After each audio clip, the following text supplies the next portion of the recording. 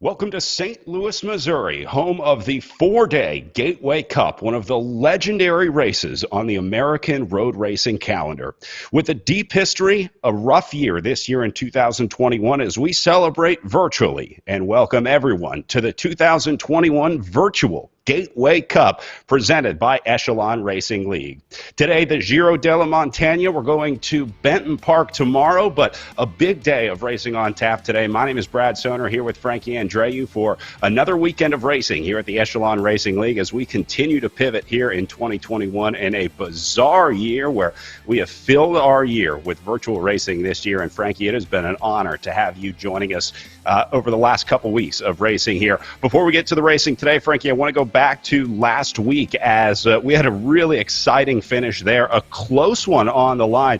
You remember we saw the draft racing rider trying to get away but getting caught right at the line before Ollie Jones moves ahead to take the win. So an exciting finish last week at the Thompson-Bucks County Classic. We also had the Armed Forces Cycling Classic last week, which was another nail-biter at the finish line here, Frankie. It seemed like both days we saw it really come down to the line as the riders got into the holiday spirit, a little bit of holiday racing before. But watching Neil Austenfeld here surging to the line at the very end, this was super exciting to watch because Austenfeld had been on the hunt for a win for a long time here, Frankie. He ends up taking a win by just 0.021 seconds. You want to talk about a close one?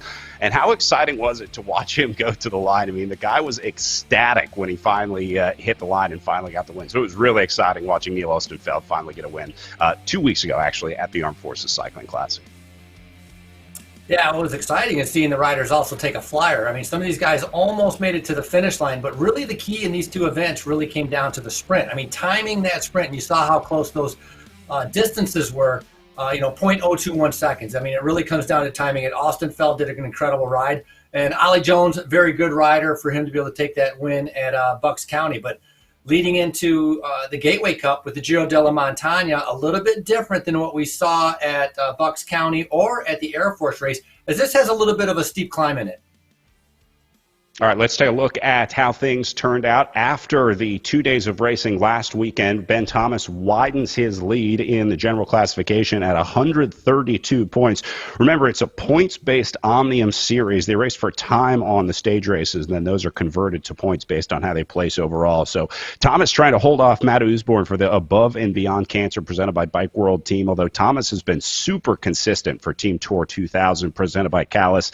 Neil Austenfeld moves up to third place overall for the EVOC bike team, the now insured team. We're going to talk about their team name change starting on January 1st, and his teammate Tom Thrall sitting in fourth place with Charlie Ravel looking pretty good in fifth place here as well, Frankie.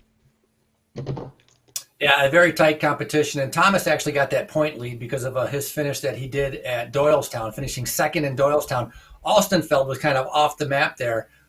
Didn't get such a great place, but Austenfeld obviously came back with a huge win at Clarendon.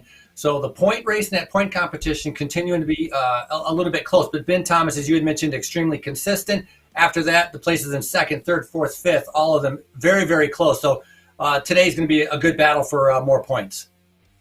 And obviously, EVOC Bike presented by Insure with their consistent riding and several riders inside the top five sitting on the top of the team standings with Ben Thomas's team, Team Tour 2000, just a few points off at 261 in second place in the team competition with Restart Racing sitting in third here. These are all solid teams here, Frankie. I mean, the first five teams that we see on the team standings here, they all have multiple riders that have been major players and major aggressors in the racing.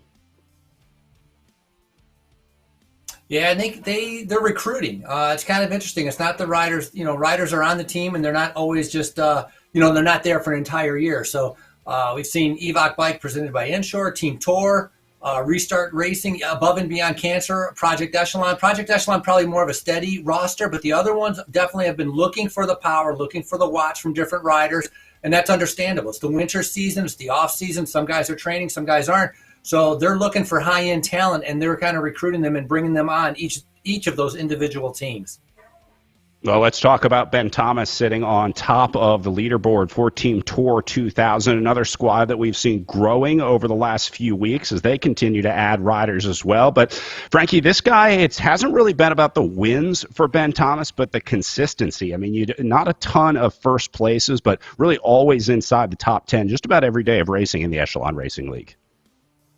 Yeah, he's consistent. I mean, the mountain bike, three-time mountain bike national champion. He owns his own coaching company, so he knows how to be able to train and how to get ready and how to peak for certain events. But as you just mentioned, it's consistency. He hasn't had that elusive win, but he's been right there with his best finish being at Doylestown. He won on Stelvio, actually, Ben Thomas. And so he's a lightweight rider, very strong rider. And, he knows mountain biking extremely well. And what is happening is he's learning the virtual world extremely well as well. And I think you also have to keep your eye on this guy, Neil Ostenfeld, coming off a win on the last block of racing at the Armed Forces Cycling Classic. Ostenfeld has figured out how to play the game here, Frankie. I think he's one of the best players on RGT out there. It's maybe not all about the power, but this guy's definitely figured out how to be most efficient on RGT.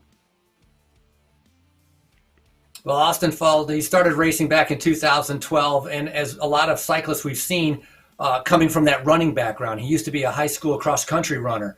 And so he has that aerobic engine, and that's evident when you look at the watts per kilogram, you look at how hard he can go. A fantastic win at Clarendon Cup. He was 5th at the Pattersburg race, racing for Inshore Pedal Power, Evoc Bike. Ostenfeld is definitely, he's on the hunt, and he's targeting that overall now, and so that's what he's shooting for. Well, just a couple minutes away from our race start, you can see the guys lining up on the line, and Evoc Bike bringing a squad of hitters, including Tom Thrall, another stage winner. Patrick Wall is another guy who's been super aggressive in the racing here, so I think he's been a big player in getting the wins for Ostenfeld and Thrall. And then adding some new players, including Brian Hodges, who I think we're going to see some action from out there today. So Evoc Bike bringing a solid squad out there, Frankie. This is definitely going to be a team to watch in the white, but they are changing their team name and team jerseys. They got a new sponsor starting January 1st here.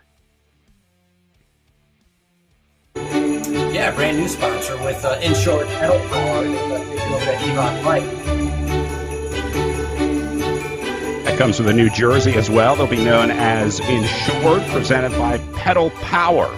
So they had some new gear waiting for them under Christmas tree this year, as we saw a few teams getting some new jerseys. Project Echelon also unveiling their Sunrise 22 jersey, raising awareness for veteran suicide. A subtle reminder that no matter how dark it gets, the sun will always rise tomorrow. And those went up for purchase online at projectechelon.com. You can support their cause and their mission. And our commissioner, Eric Hill, getting some new gear this Christmas as well with his We Are Nations Project Echelon gear. And looks like he got himself a brand new Argon 18 bike out there as well. So lots of fun gifts waiting under the tree this holiday season, Frankie, as we saw a lot of people showing off their We Are Nations gear and some new jerseys that we're going to talk about throughout the day out there today as well. So inside of a minute to start, you see our riders getting ready to go, Frankie. And again, we talk every single day about these starts and how important they are, where we see the riders ramp up the power, basically try and red line it, go into the line, and then they shoot off the line as it releases. So let's go racing. You see them starting to ramp it up right now. Look at everyone getting out of the saddle, getting ready to go, because we're within 10 seconds of race start. And there you go. Underway and rolling as Alec Jones will be first to take off the line. Yeah, the start extremely critical. As you mentioned, 400 or 500 watts immediately from the line, and you need to be able to put that out so that you stay in that first group, and you don't want to get gapped off. But with this race course, it's 4-corner, so it sounds very basic, but there's a steep kind of uphill on the backstretch, the Giro della Montagna. It's called this for a reason. That's going to be a little bit of a kicker. Man, I don't know what grade they have it on the RGT platform, but I would say it's about like a 6 or 7%. You're going to come across the top and then have a very, very fast downhill. And that's what's going to be interesting to me, to see if riders can actually stay in contact on the fast downhill going through the start-finish line area. You see a mad scramble for these guys to get to the front. Again, early on, this is where a lot of races are lost. You're not going to win the race here, but certainly a place to lose it. You'll see a lot of riders get gapped off earlier than they were obviously hoping. So the issue here is the riders at the back. Those are the riders that you need to watch here early on. So we're going to keep an eye on those riders as they sort things out, although looks like they're taking it pretty easy up at the front. We'll see how long that lasts here. Frankie, as we get underway and rolling, I want to bring in our in-real-life race director of the Gateway Cup. I know this is a race that you get to do every year, and a race with a lot of history. So welcoming Mike Weiss of Big Shark Racing, our real-life promoter of Gateway Cup. Mike, it must be nice being able to promote a race from your office. This has got to be the first time for you.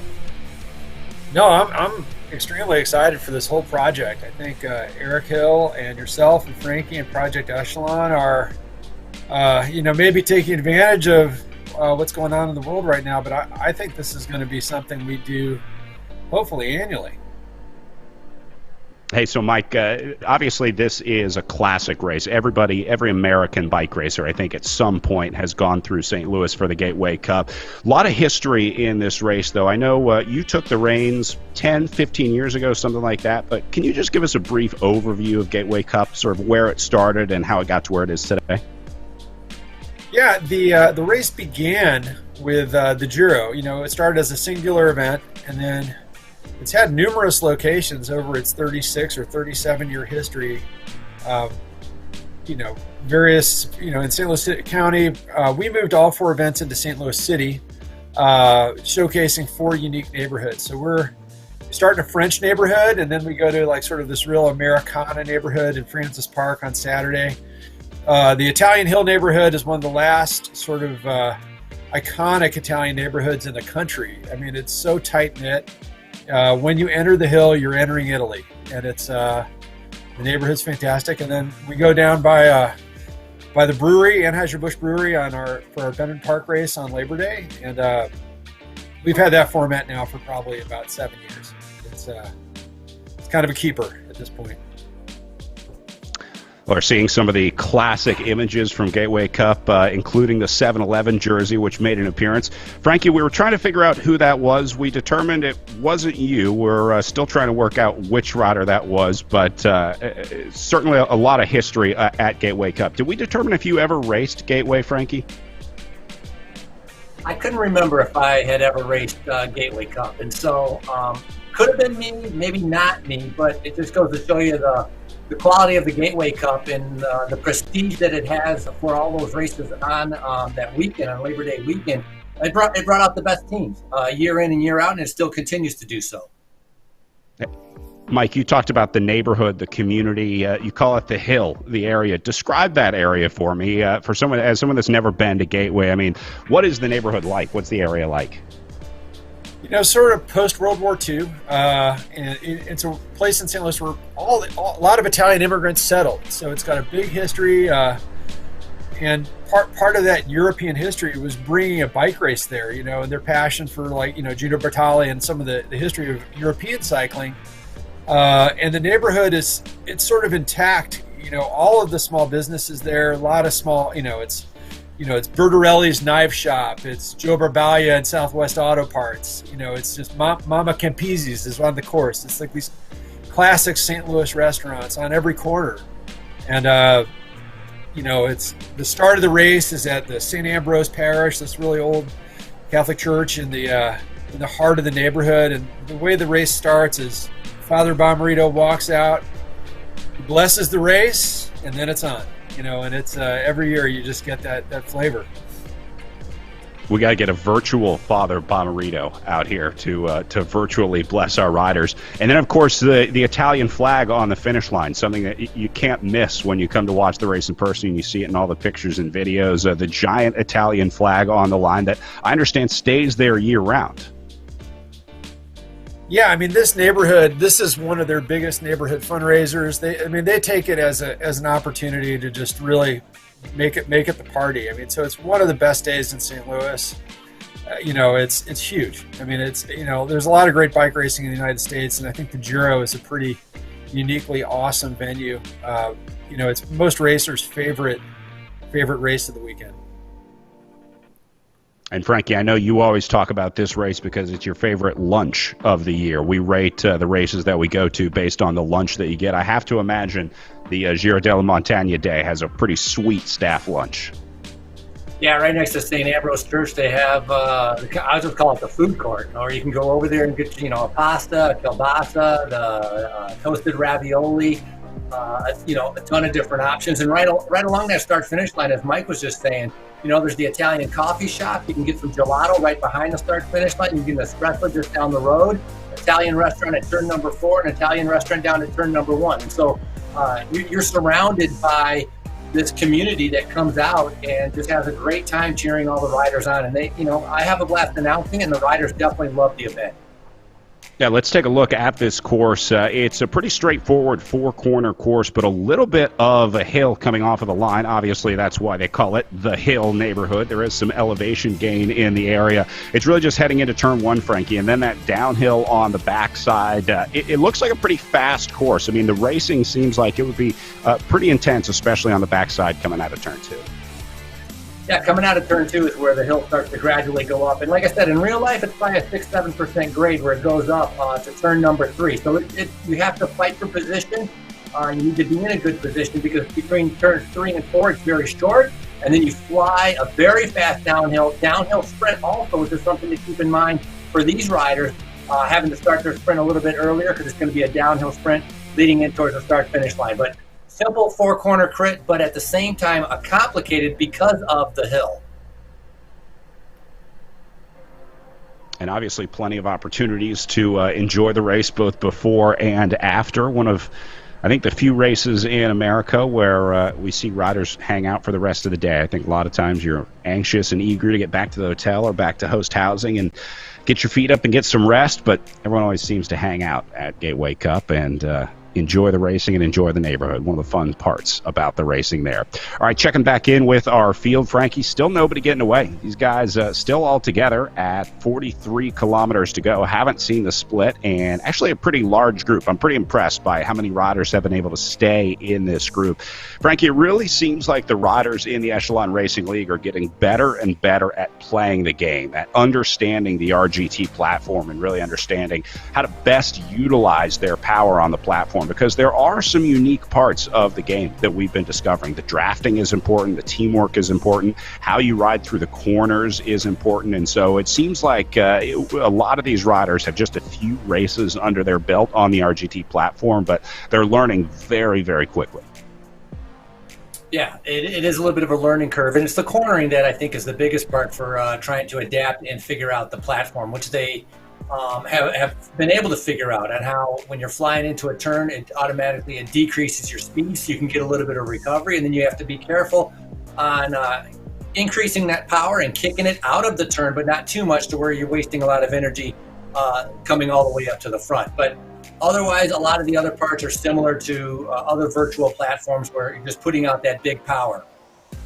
Check out these numbers from the Armed Forces Cycling Classic. I thought this was interesting. These are the top 5 power performers. So these are the 5 riders with the highest average watts per kilogram. But look at the places where they ended up. Matt Usborne put out just over 5 watts per kilogram over the hour-long race, but only ended up 9th. Matt McKinney at 4.97 ends up 17th. Hal Blackburn puts out the 3rd best overall power of the race, ends up 14th. It's the smart riders that were doing well at the Armed Forces Cycling Classic. Neil Ostenfeld was 17th in average power, but ended up taking the win at the Armed Forces Cycling Classic. So it's really not about how much power you create, Frankie. It's about where you use it and being able to play the game. So there is a gaming element to this, just like real life racing. You can go out and train all you want, but if you're attacking on the first lap of racing, you're probably not going to have a very good day out there. Yeah, a little bit of a strategy. And in that upper left-hand corner on the screen, you can see that green where it says saving 300 watts, saving 200 watts, depending on where the riders are in the group. That's a huge saving. If you're putting out, 450 watts and you only have to put out 300, your heart rate's going to come down. You're going to be able to recover, and it's going to make a big difference. And so those that can sit in and be able to figure out the draft and the cornering have a little bit of an advantage. And you know what? No surprise to me that Usborne, that we see right here on the screen, actually had huge watts, because last race, all he did was attack, trying to be able to get into a breakaway. Huge amount of power coming from him. he wasn't really waiting around for that finish, but definitely proved that he's a very strong rider and somebody to keep an eye on. Yeah, it looks like riders starting to attack off the front here a little bit. You see some separation as the group strings out. One rider trying to get away. This is Vujesen, the Belgian, doing 7 watts per kilo. You can see the numbers light up in red off to the right-hand side of their names. That tells you when they're going into their red zone. And here's Usborn trying to chase it down. So he is definitely putting in an effort to chase this move. Now, this is Canyon Esports on the front, Frankie. The team of Ollie Jones, winner of the Bucks County Classic just a couple weeks ago. This is another solid squad, another team that is probably one of the more well-organized squads out there. They definitely have some communication. They definitely know what they're doing, and this may even be a setup move for another Canyon Esports rider. Well, Vujesen, he's an incredibly good rider. He's actually the Belgian Zwift national champion. He comes from a mountain biking background. And so that was a pretty good move, especially when you got Jaden Yager with him, who's like probably the heaviest rider in the race, can probably put out the most watts in the race. That was a good combination where these alarm bells went off in that peloton. You can see, look at that, 10.5, 11.2, as Moen now is on the attack. So big response coming from the riders in the race. And Vujesen definitely put in an effort. Saw him trying to recover here, but probably did some damage at the back of the group. That's him in the Canyon Esports kit. Looks like Jem Rozic going off the front. Now, this is another interesting guy that's been racing in the tie and vest T-shirt. We'll see if he's still rocking that. But right now, Vujesen is shutting things down. Look at all the purple jerseys up the front. Canyon Esports is starting to amass up here at the front as I think they're trying to set something up here, Frankie. Seems like maybe they want to split this, try and get a group going off the front. Well, I think they're just trying to accumulate at the front to make sure that they can cover any kind of move. They just saw what a massive effort that last one was. And so Vujesen has kind of shown his cards. He's somebody to be able to watch out for. And so, you know, a lot of these riders are reacting to this right now. But if they can get into a breakaway, they'll definitely try to take advantage of that. But right now, the speed, 43 kilometers per hour. It's got that slope of going up 4%, 5%. You know, it gradually increases as they go around turn number 3. It's going to flatten out towards turn number 4, and then a very, very fast downhill. We see Usborn once again on the attack at 6 watts per kilogram. It looks like he's going to get a little bit of help if he can latch on to this. Now, these riders can work together. There's definitely an element of being able to draft off of a group of riders, but it's pretty hard to get it dialed in, especially when there's no communication with the other riders. Obviously, the teams have communication with each other. We're going to be able to listen in on some Discord channels a little bit later today, but you can't, in real life, communicate with the riders when you get into a move with them. So it's tough to get on the same page with your competition. It's a lot easier to get on the same page with your teammates, and so I think that's why Usborn is having such a hard time of trying to get something started here, trying to get a group away, because it's a lot tougher in virtual racing here.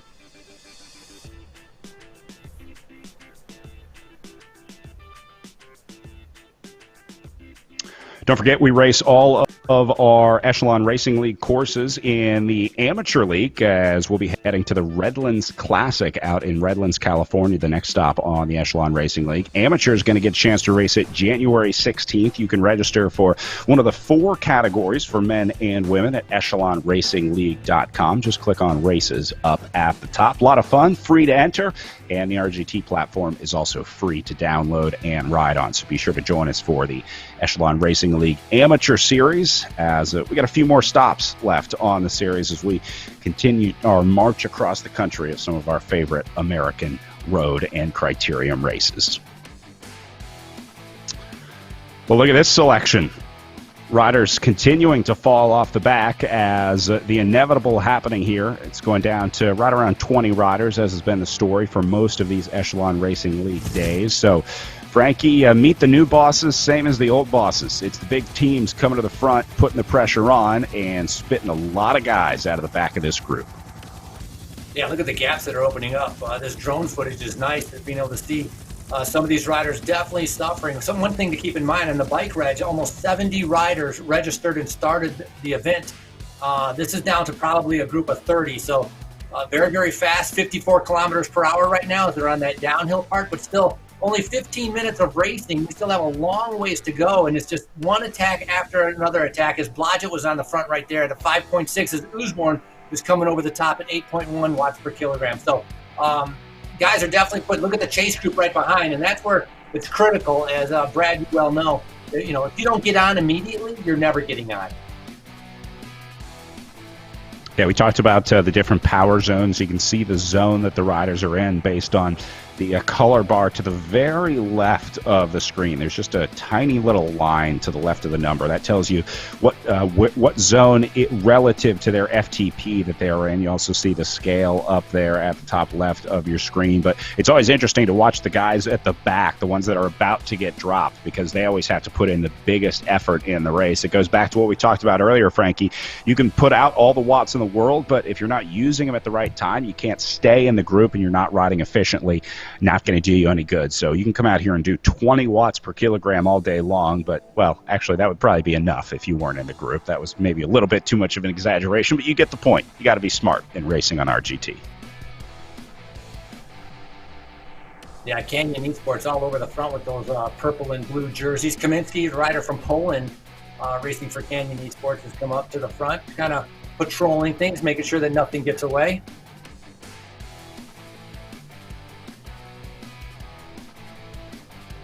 Yeah, what a program, Canyon Esports, with both a pro program and then a pretty sizable sort of amateur squad out there as well. They do these virtual races really all over the country, all over the world, on just about every platform out there. The Canyon Esports team was one of the really first squads to adopt esports as a legitimate racing discipline. In fact, it started well before the pandemic. They saw potential of racing on platforms like Zwift and RGT, and one of the first squads to sort of formalize it with their own jerseys, getting sponsors, getting a squad together. So it's been really cool to watch the Canyon Esports team grow and continue to thrive over the last few weeks, and seeing the new teams coming out as well, the new teams forming with the pandemic, and certainly existing road teams taking to these virtual racing platforms. It's been a lot of fun to watch them joining in as well, like we saw with Tibco SVB on the women's side last week. Some exciting racing as we had Lauren Stevens joining us. We're also going to see Kristen Faulkner joining this week for the Tibco SVB squad. Some of those real-life riders coming to the virtual platform. But Frankie, it's not always an easy transition. We've seen a lot of riders that do really well in real life on the road come to RGT, and, well, it hasn't been so easy. Yeah, you talked about a little bit of a learning curve trying to figure out the draft. I mean, you could be the strongest roadie and you're going to, come on over to this. And you know what? That was noticeable in esports world championships, the UCI eSport world championships. A lot of strong riders in there. Some surprise winners, as it's just different riding in a group like this. Taking advantage of that draft and being able to sit on and coast. A lot of that doesn't exist. And so it's something that there's a bit of a learning curve, and some riders are figuring it out. And the way to figure it out is just by doing the events. The more experience you get, the better off you are. And you talked about Canyon Esports, well represented on many of the different platforms. And same with a lot of these other riders that put together the new teams that have come together with a great group of riders to be able to kind of go out there, and they're strong. They're dominating performances of what we've seen in different races. Yeah, it's maybe an advantage for the riders that are just coming to the sport that don't have that experience of racing in real life, because there's nothing to unlearn, right? You learn so many things from racing in person that sometimes you try to apply those to virtual racing when maybe you shouldn't. And so the riders that start on the virtual racing platform, I think, have a little bit of an advantage. They don't have those bad habits to unlearn. So it's nice to see the new names, but certainly hoping that those riders take their skills outside once this whole pandemic thing is over and join us at some of our in real life races out there. See some more of the teams. The Above and Beyond Cancer squad of Matt Usborne, another solid squad racing here in the Echelon Racing League, really committing to the series of racing. And then Evoc Bike now insured with their squad, including Neil Ostenfeld and Tom Thrall, both stage winners here. I think Evoc Bike might be my pick today here, Frankie. I think just the number of riders that they have that can win here makes it tough. Ben Thomas really relies on his Team Tour 2000 Callis riders, but it seems like he's the finisher for the squad. Evoc Bike has several riders that can finish for a win. Yeah, they got a strong team with Evoc Bike, but Canyon SRAM also has that kind of European presence there with strong riders, as we see Warner going up the road right now. So this is a big attack. Um, you know, it's going to be interesting to see if a breakaway is going to be able to establish itself, which I think will be difficult to do, or if it's going to come down to the sprinters. And what we've seen, we've seen Tom Thrall, we've seen Ben Thomas, we've seen Austin Feld, all of them able to time their sprints pretty perfectly. And so they're going to be thinking about trying to repeat that. I mean, if you can win once doing a sprint, you're going to sit in and try to do it again.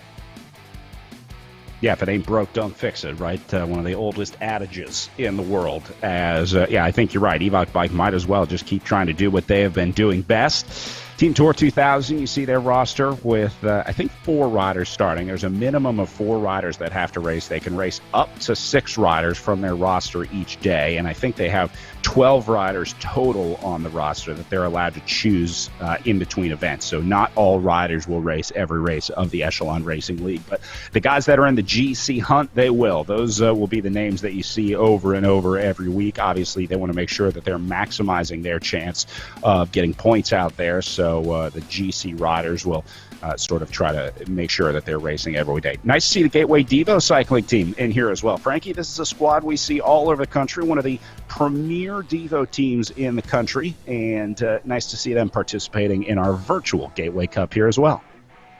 Yeah, some 19-year-olds and some 20-year-olds on the Gateway development team, and it is good to be able to see them in here. Same with like Team California, some young riders being able to have an opportunity to be able to race in this, and also the local team from Mike's Big Shark Racing from the bike shop, the Pastoria team with Devin Clark, Cooper, Dunn, and Hines. They're not as young, this group, but it's a good combination of the young guys getting the experience and the old guys trying to be able to teach the young guys a lesson. But Usborne, perfect example. I mean, this guy just goes and goes and goes. He talked about him being a former pro mountain biker.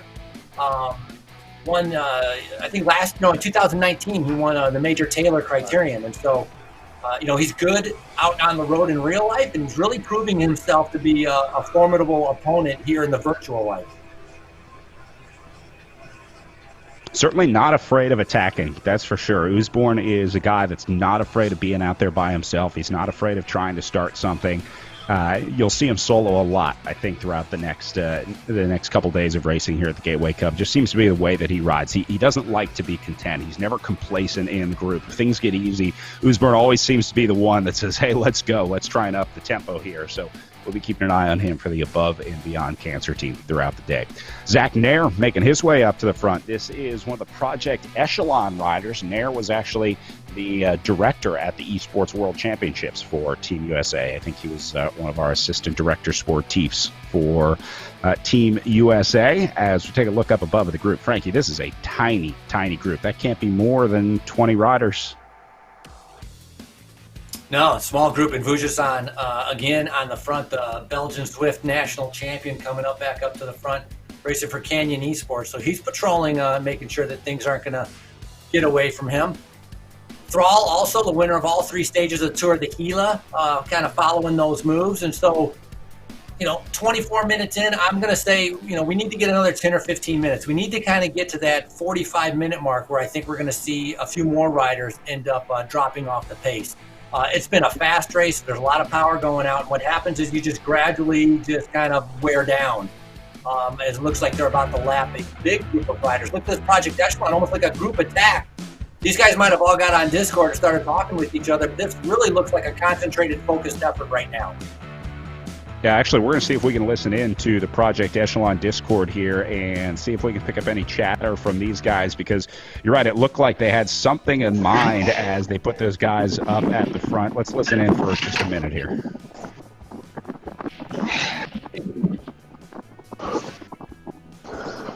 A lot of heavy breathing, a lot of rustling around.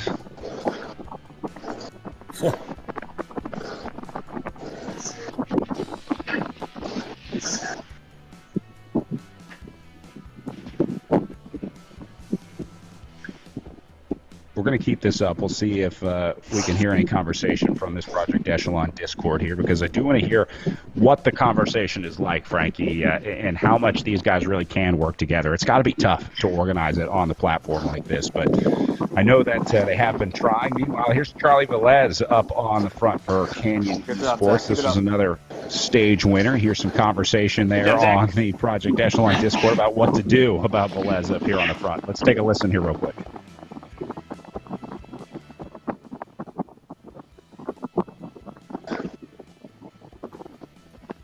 Well, it's got to be pretty difficult to be able to put out this kind of effort with this kind of heart rate, and then also be able to talk to your teammates. Exactly. You can probably bank on this coming to a sprint. So don't follow anybody unless it's like the right combination, guys. Okay. Well, you can see here, because of the high speed, they're thinking that it's going to come down to a field sprint. But again, for the riders, you hear that breathing, but it's very hard to talk with each other. And it'll, they're only going to speak when it's like absolutely critical. If somebody's taking a flyer, and it'd be interesting to see if they actually say for a certain rider, like, "Hey, you need to chase this down," or "You need to chase this down," or if it's just a general requirement saying, "Hey, somebody needs to go." Yeah, you heard him say, don't chase any moves unless you have to. They're sensing that things are about to get a little more heated than they are right now, and I think Zach Nair was just giving a little bit of advice to his group saying, hey, don't fall for the bait. Don't worry about these moves that go up the road. We got plenty of time, 28 kilometers of racing to go. So he was warning the riders saying, don't get too jumpy here, because moves are going to start going. Guys like Matt Usborne are going to start rolling off the front. We don't need to chase everything down immediately. So moves like this are exactly what they were talking about. Yeah, but he's a dangerous rider. Bujasan, I've talked about that, Zwift Belgian national champion. He manages a Nike store in Belgium.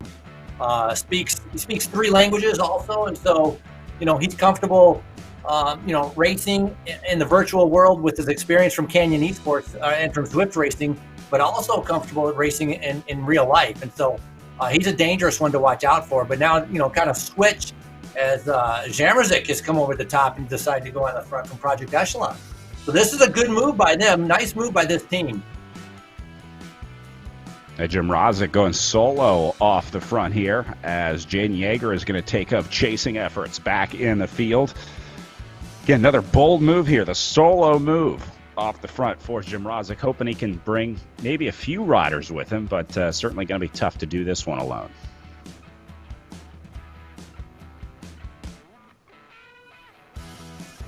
And that's one thing I've noticed in the other races, that when the group starts to chase, the speed that they catch whoever's in the front is just, it's a huge difference. You come in, 10, 15 miles per hour difference in that chasing group compared to when you're catching the solo guy. So that's something they're going to keep an eye out on also. But a nice move by Project Echelon, keeping the racing aggressive and trying to turn things into their favor. And check this out. Jim Rozic brought out his St. Louis Blues flag for the Gateway Cup. Nice to see him supporting the local squad here.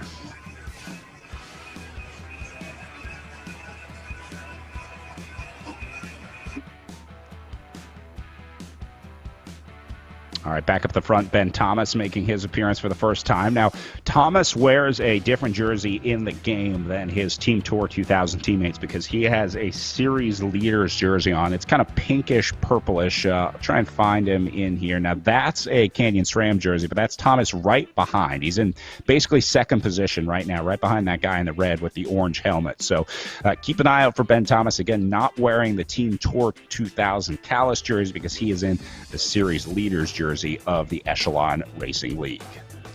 Charlie Velez back on the front.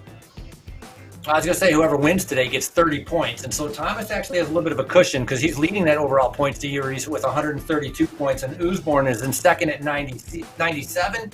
And then Ostenfeld is third with 93 points. As Velez, as you just mentioned, Canyon Esports again attacking on the front, not willing to let anything kind of go up the road without them.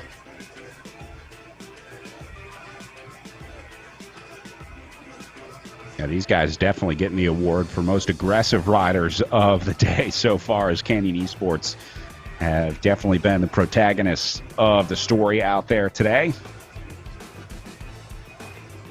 Velez already has a victory under his name also, taking the win at the Pattersburg. And so he's comfortable. He was fourth on the Stelvio stage. So 3 riders now. Well, it looks like Velez, Jones, and one other rider. But it looks like they're about to get Hayden all Warner 3 is groups the other rider.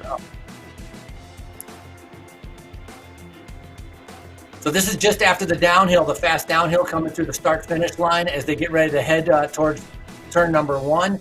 25 kilometers to remaining. So, I'd say good 45 minutes. I think, about 45 minutes. I think this race is probably going to end maybe an hour 7, hour 10, maybe right around there. And so still, a lot of things they need to pay attention to, and they need to judge their effort. Because again, you keep going flat out and you keep responding to all these attacks, you're not going to have anything left at the end. And so you got to save your power at some point during this race. Yeah, how many times have we talked about the rider that wins the race being the rider that we don't really talk about during the day because they're sitting in. They're not the ones attacking early on.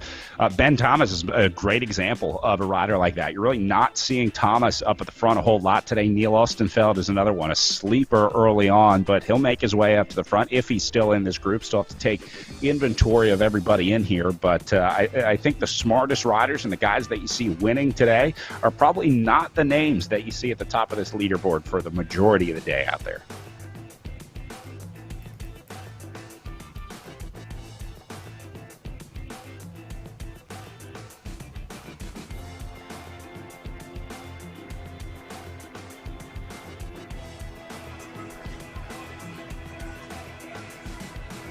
Hayden Warner taking on a little bit of water. I also noticed he was sipping on a Red Bull, which he has now crushed 1. I'm not sure how many he'll drink throughout the race, but got a pretty good setup going here. He's got plenty of hydration, got the LED lights going, the disco lights, and looks like he's staying cool too. We were talking earlier, Frankie, about the jerseys and the need for a new esports jersey because, let's be honest, nobody wants to wear a jersey inside. It gets super hot when you're riding on the trainer, so we're trying to work on sponsored bibs. I know we were talking about sponsored bibs and sponsored heart rate straps earlier, but one of the new problems we're encountering with virtual racing here.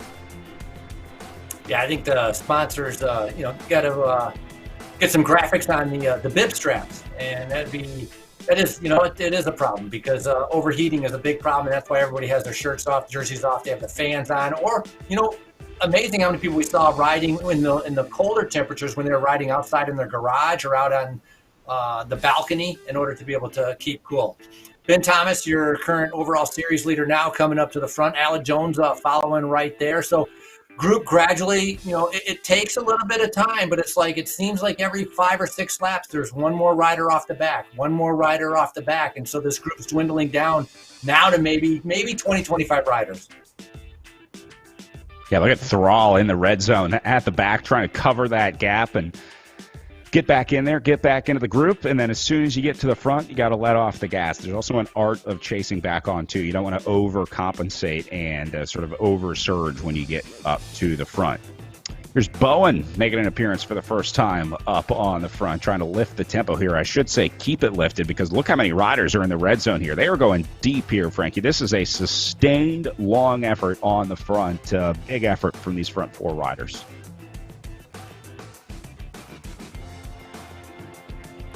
Yeah, many times as you'd mentioned, you have the power coming out of the corner and you're trying to make sure that you don't get dropped, and all of a sudden you find yourselves all the way into the front. So I think that's a little bit what happened with Edward Bowen racing for Cardiac Athletes out of Chicago, Illinois.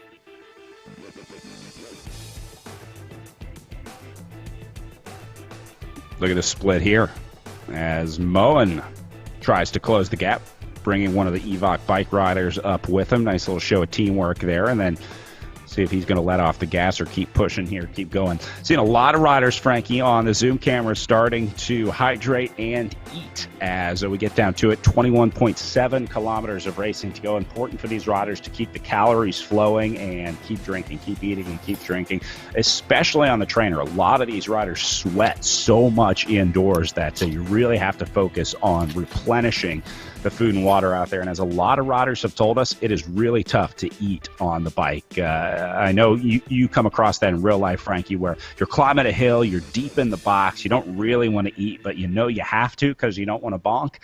Same thing on the trainer. It can be really tough for these guys to stay fed and hydrated. It'd be hard because your heart rate is pegged. I mean, you're going flat out, and it's probably more important eating during these virtual races, or at least having some kind of a sugary intake, because it's just redline. You're just redline the whole entire time, and so you're just burning a ton of energy, a ton of glucose. So very, very difficult. You got to make sure to be able to kind of keep topped off so that you have something near the end. But you can see a lot of riders struggling near the back. I think right now we're at a group of about 21 riders. Some riders, are dangling, you could say. Somebody's punching tickets back there. And so 20 kilometers to go, that's a lot of racing still to go. So this group, as we have started off with 70, down to about 21. I got a feeling we're going to come down to a group of maybe 5 or 6 by the finish. Yeah, I wouldn't be surprised. In real life, no big deal to get dropped at the Giro della Montagna, because that just means you can get to the toasted ravioli a little bit quicker, get there before the rest of the field does. I want to bring Mike Weiss back in to talk a little bit about this legendary food that I've heard so much about here at the Hill. The Hill it's like it's Italian markets and restaurants. Visitors and locals alike flock to this historic neighborhood for a taste of Italy right here at home.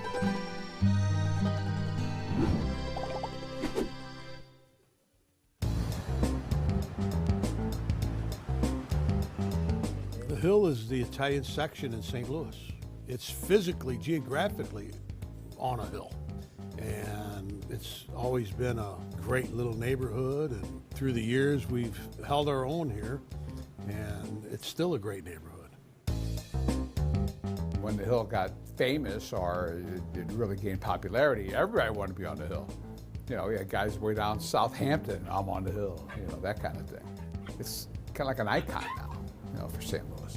The Hill is still very much an authentic hometown, old school place. It really does have that small town feel, it's like its own city. There's a lot of tradition, there's a lot of history, obviously. Come and park and just take a walk. There are a lot of excellent options for eating, for sure. Our recipes are still the old Italian recipes. We still make almost all of our food from scratch here. Everything we make is an old-fashioned or old world way. Everything's from scratch. We're kind of like a special occasion place, so we're really entree heavy when it comes to what we sell.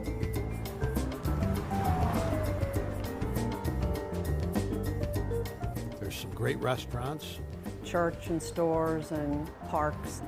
I would say just take a stroll. It's just a great community. There's something on every corner. There's 3 Hall of Famers that actually come from this area. You got Yogi Berra, Joe Garagiola, and Jack Buck. And they all lived on the same block.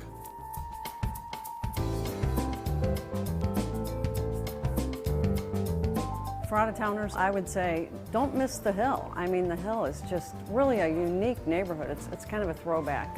The Hill is a great place. There's a lot to see. The preservation of this neighborhood, it says a lot in itself.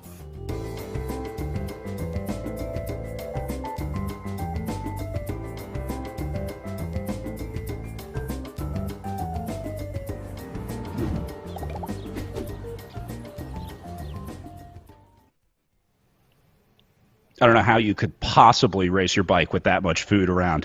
Mike, I'm going to put you on the spot here. If you had to pick, gun to your head, what's your favorite restaurant on the Hill? You got to pick one. It's your last day, your last chance to eat on the Hill. Where are you going? There's a lot of people that I could offend with that question. Too many. My family's favorite restaurant is Lorenzo's on the Hill. That's been my dad's Italian, and that's been our go-to place. But it's really hard to pick. Like Charlie Guido, you just featured in that video, he just unfortunately passed away, and he's just an icon. All these guys, Bartolino's. It's the whole food chain there. It's bakeries. It's Volpe's fine foods and cutlery and sausage. it's all made there. It's kind of like its own little Italian ecosystem. Mama Campisi's was featured on the Food Network. I think they serve a 14-pound meatball.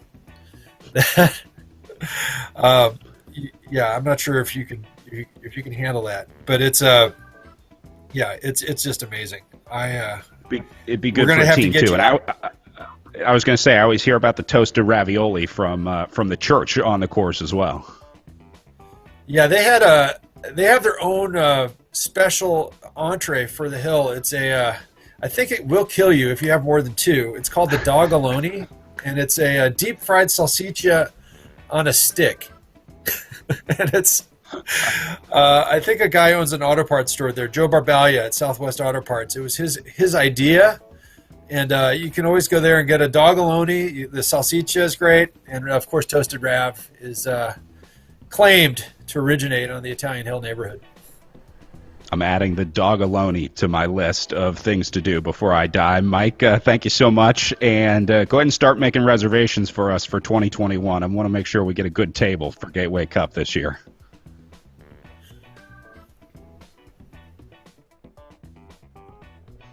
Frankie, you ever had a dogaloni? They have those up in Michigan? Wake up, and the food is incredible. Right across from St. Ambrose Church, they just renovated a plaza like a couple years ago. Beautiful plaza, and that little taste of St. Louis that they showed really does capture the essence and the atmosphere of the area that the Giro della Montagna races around. And so, one part they can't capture really is how much the community gets behind the bike race and how many fans come out and they set up the tents, they have their bars. You're racing along the back stretch, and you can smell, the burgers and bratwurst being barbecued and cooked while everybody's riding by. And so, like a lot of races, St. Louis embraces the bike race, and it's a giant party, and there happens to be, a few hundred bike riders kind of traveling around on their streets. It's a lot of fun.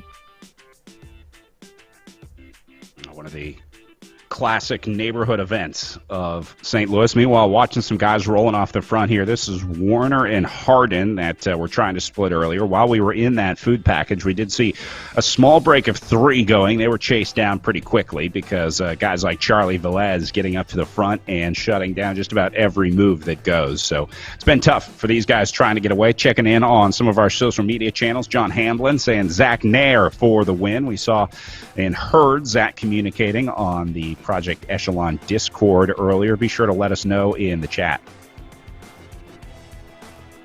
Yeah, a little bit earlier that it was Jaden Yager and Matt Usborn, 3 powerful riders, and so they were brought back, and so these guys are paying attention right now to getting down to 15 kilometers to go, so not a lot of time, so they're really starting to mark each other and trying to be able to make sure that they're staying up at the front. But going back to the St. Louis, with the Gateway Cup, it's over Labor Day. It's more. I mean, obviously there's Giro della Montagna. Tomorrow you're covering Benton Park, which is one of the other races. But there's also a great 2 other races, which is Lafayette Park and Tour de France's Park. 4-corner fast, almost NASCAR style criteriums. Those are the first 2 days. The third day you come into the hill here, which kind of is the leg breaker.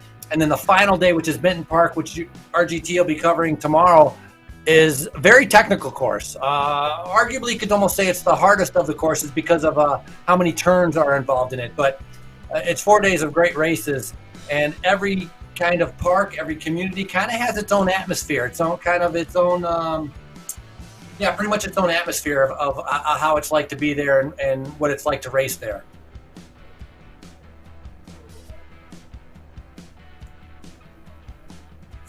Well, Gateway Cup, just one of several events still to go on the Echelon Racing League calendar. We'll head to the Gateway Cup after this. Then Joe Martin Stage Race and Tour of America's Dairyland a little bit later, a couple months from now in March. Some more classics on the American racing calendar, pro road tour events, and just classic American road and criterium events that Project Echelon and the Echelon Racing League have been trying to visit here on the RGT platform. By the way, the cool part about this platform and the reason that we're racing here on RGT is because we can put those real-life courses in the game. So the riders right now are racing on a virtual course of the Giro della Montagna, the course that we've been talking about all day today. It is a virtual version of that 4-corner course, including the elevation gain on the hill. So they get a chance to race real-life courses here on RGT. Jim Rozic in a little bit of trouble, getting dropped off the back here after some early efforts, Frankie, but looks like he's going to be able to get back in. No, that was weird. Almost looked like he had a technical glitch because he was like off the front to all of a sudden he had no output, and he was totally off the back, and then it kind of re-clicked, re-registered, and then obviously he was putting out full power to make sure he was able to rejoin the group. So he did a good job. But just a minute ago also we saw Hayden right there. We see in a heap of trouble in the back trying to be able to stay on there. Rider from Above and Beyond Cancer took a third at Borrego Springs, and so maybe he's wearing down a little bit, or again, maybe just kind of adjusting to all the corners. Obviously, racing at Borrego Springs race and racing a criterium on 4 corners is a little bit different, and so a little bit of an adjustment. You can see the gaps that open up every time they come around a turn, so the riders in the front have a little bit of an advantage of being able to ease off the power compared to the guys in the back who are out of the saddle sprinting like we see from Hardin.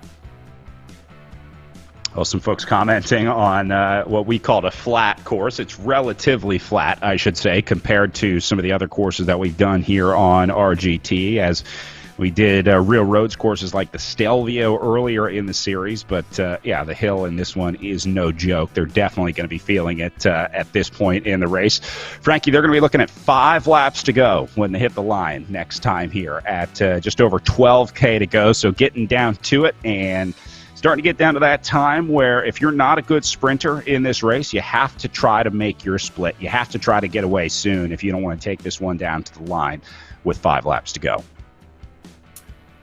Yeah, this is a tough course. I mean, you're doing 30 laps. That means 30 times of having to put out, let's say 450 watts or more each time when you get onto the hill, trying to be able to get over that 5-6% grade. And so that's almost a repeated interval, a repeated effort. And so after a while, you're not going to be able to do that anymore. The strongest will be able to stay into the front. So, no, Giro della Montagna, a very difficult course.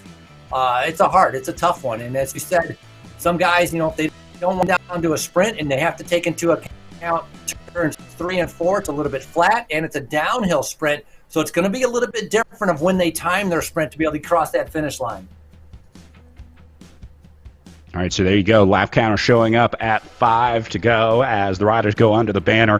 By the way, you see that yellow banner that they've also been going under. That is the basically the Flamme Rouge, the 1K to go marker. So it's a good indicator of where they are on the virtual course when you see them go under that yellow arch. That's a kilometer away from the line, so we'll see them head under that 5 more times before they wrap this one up. Usborne back on the front, pushing the pace. Melville is going to respond and lift the tempo here as well. You're going to start to see the average watts per kilogram lift over the next 5 laps, Frankie. They just sort of slowly ratchet it up here over the next 10 minutes or so as they get ready for the march to the line for the final time here. So last selection going to be made here in the next lap or so. Then we'll see some last lap attacks, the desperate late race moves, and then I'm thinking this one probably ends in a bunch sprint the way things have been going so far.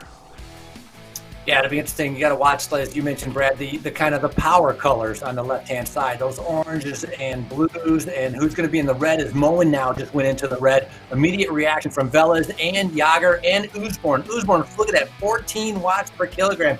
I mean, that is massive to be able to put out that effort. And so sometimes normal, you might be able to get 14 watts per kilogram for like 10 seconds. Usborne, he ramps it up and then keeps it going right now, still at 7 watts per kilogram. So I think the Canadian Usborne's on an attack right now. He's not waiting around for a sprint. He wants to try to break this up.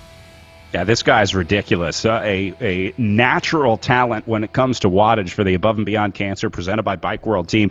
Looks like he's going to take Jaden Yeager with him, another standout rider in this field who's taken some time off from the Echelon Racing League after his stint at the Esports World Championship. So this is a dangerous duo, Frankie. If you get Usborne and Yeager together, these are 2 Mack trucks on the trainer. So those alarm bells better be ringing back in the field. Yeah, Jaden Yeager, I mean, he's a big rider, and like I mentioned, probably the heaviest rider in the race. So he has some big power, but you can see the field reacting to that immediately. And Usborne, look at him, he's sitting up a little bit, trying to catch his breath, but that was a big move we just had with under 5 laps to go. And so now a little bit of a reshuffling of the deck as everybody's trying to be able to pretty much fight for position, because when those attacks go, you have to be a little bit near the front in order to be able to get onto the wheel to get the draft. If you're in the back, by the time you do that big effort, all you did is move yourself to the front, but the group is already away. So a lot of fighting for position as that pace continues to get faster and faster now coming into the final portion of the race. I'm surprised nobody counterattacked him. Nobody tried to get rid of him after that effort because it would be a good opportunity to get rid of a star rider in this field when you had Usborne and Jaeger, although probably wasn't a hard enough effort to really crack those guys. So maybe realizing that they'd have to go a little harder than they would be able to try to get rid of those guys. Meanwhile, Hodges going from the Evoc bike team. Here's Kaminsky going away as well for Canyon Esports up the right-hand side of the road. They're starting to split. Frankie's starting to get disorganized, and look at the surging that's happening. These guys at the back start to panic a little bit, and this is where you start to see riders waste energy as well as you overcompensate for the gaps that are opening up. I think that's what happened with Melville right there, just shooting off the front. I don't think he wants to be there. He's just kind of trying to figure out how to modulate the power in the group as we go back on board with Jaden Yeager.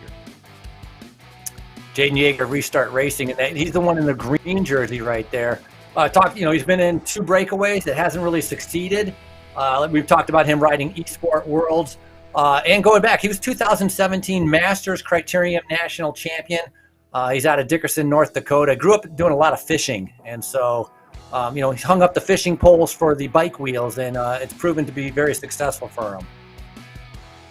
Alec Jones going solo off the front now for Team Tour 2000, presented by Callis. Remember, this is the team of Ben Thomas, so Thomas probably sitting back in this group loving what he's watching right now because guys like Matt Usborne and Bruce Bird of the Draft Racing team have to do the chasing to get back through as they go back under the line to 3 laps to go.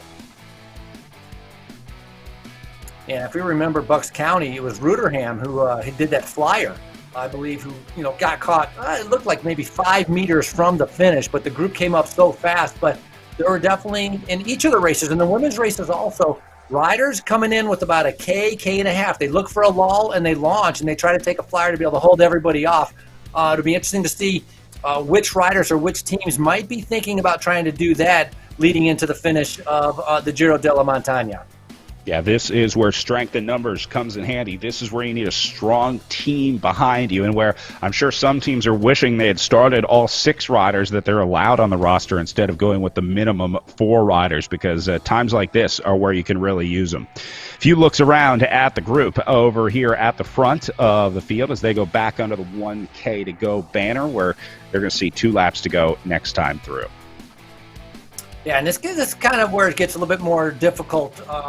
I don't want to say harder than real-life racing, but different than real-life racing, where normally, you have 5 or 6 riders on the front. Look at this. Jammer's at 9.3 watts per kilogram. Ravel reacting to it at 10 watts per kilogram. But you might have riders come onto the front, start setting up a lead-out, trying to be able to keep the pace high, trying to prevent attacking. And you as a sprinter will be able to sit in that 3rd position, not have to worry about fighting for position, take advantage of the draft, soft pedal around the corners. None of that exists in the final laps of a virtual race, and that's what makes it so difficult, because you've already put out a huge effort, for the last 53 minutes, and now you have to find it in yourself and be able to dig deep to be able to get ready for that sprint that's going to be coming up. Ruderham back on the front. Remember, he was one of the late race escapees at the Bucks County Armed Forces weekend. Here goes Ben Thomas putting on the gas in the leader's jersey as Thomas gets some separation here. Everybody responding to that one pretty quickly here as they see 2 laps to go under the line.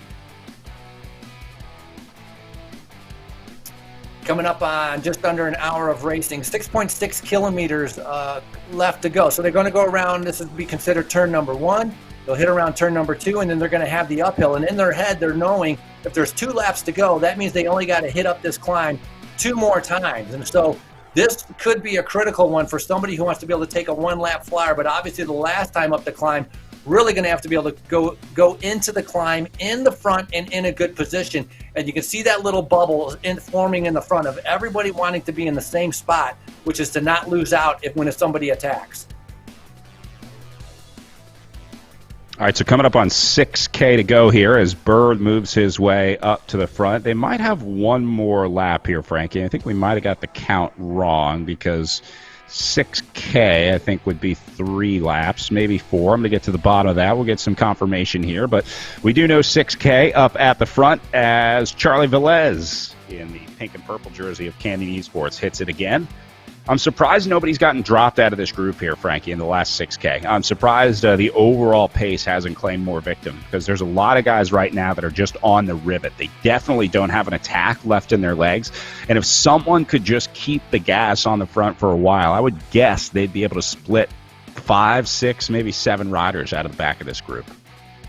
If somebody were to put the hammer down. I mean, it's a 1 mile course. And so 1 mile course, we're coming in with 5.5 kilometers to go. Let's say we get to 5 kilometers to go. That's going to be 3 miles. So perhaps when they come around, now we're going to end up having 3 laps to go. Bird was on the front. So Bird's really fighting for position, being very aggressive. This rider has a huge functional threshold power of like 435 watts, which is like incredible. He's a big guy, 185 pounds. Coming out of Canada racing for draft racing, but he's someone you're going to have to watch out for, because in the final laps like this, he can put out a huge amount of power, and considering he's already done the work to stay in the group, I consider him to be a pretty dangerous one for the finish. Jaden Yeager sitting up on the front with Ravel. Look at all the names that we're starting to see here, Frankie. The first 8 that you see on the screen are all names that have been hitters in the series so far. So the cream is rising to the top here late, as we are confirming 3 laps to go that time through.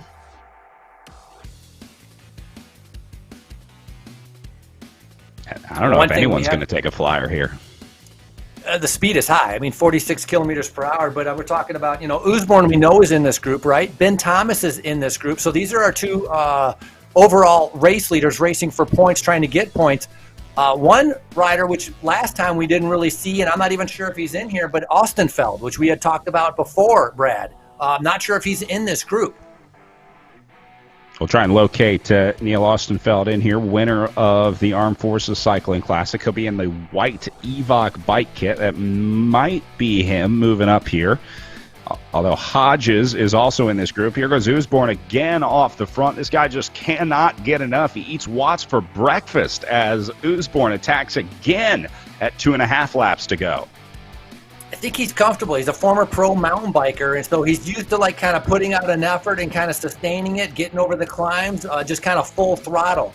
Not a lot of patience, and Usborne definitely does not show a lot of patience. He likes to be aggressive, and he wants to be able to split this group up as he's on the attack again. Slowing down right now, 4.53 watts per kilogram. So perhaps waiting for somebody else to be able to come up with him and see if they can strike out again. But laps are starting to gradually go away, and so things really are starting to heat up now coming into the finish for this Gateway Cup race.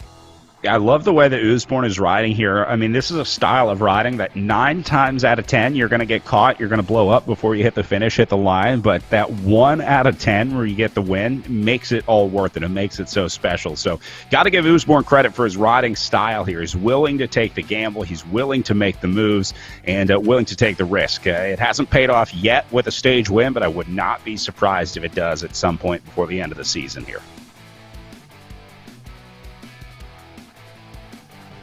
Just a minute ago, we saw Moen in here, Matt Moen, and keeping an eye on him as he won. They did the amateur Giro della Montagna. He raced it and he won it. And so Moen, 34 years old, is very familiar, right? If you already did the race, you're going to kind of know how to be able to set up that finish, and you're going to be more familiar with that downhill sprint. And so he has managed to be able to keep himself in this group, and he's still here fighting for his chance to win as he's already taken that amateur race. Yeah, now this is the real art of racing right now. This point is where everyone is fighting to be not the first rider, but sitting in this group. It's a fight to be as efficient as you can. That's the real goal here, as you see them just kind of trying to sit exactly where they want to be.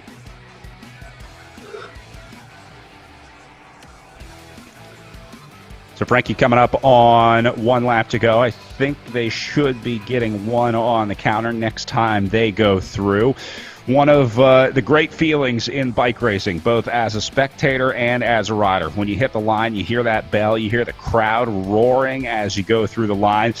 We can't quite recreate that here on RGT, but we are going to do our best and bring in race director Mike Weiss to give us our official last lap bell. He's ready to go as we try and bring a little bit of realism to the virtual racing here. Obviously, we can't be in person together in person in St. Louis, but going to bring Mike in to send us off on the final lap of racing here at 1 lap to go. So they can see the arch up ahead, looking down the road here on the final stretch of the course. And Frankie, it all comes down to this. Looks like they're all going to stay together. It looks like it's going to be a mad dash to the line here on the final lap of racing. So Mike, get that bell ready, and let's start ringing it for 1 lap to go as we send them off on the final lap of racing. Let's go, Mike.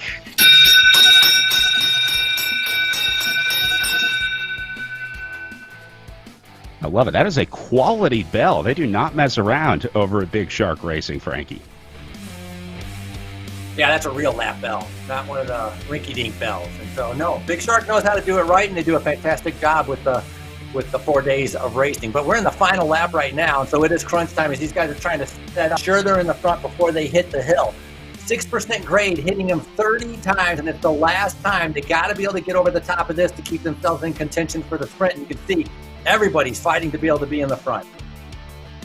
Melville sitting pretty on the outside. Here goes Will Harden moving up. Here come the Evoc bike riders, the insured riders now in the white jerseys, well grouped together. They got 3 there. Canyon Esports flying up the road. Here goes Charlie Velez attacking with 1K to go. An all-or-nothing move here from Velez with Canyon.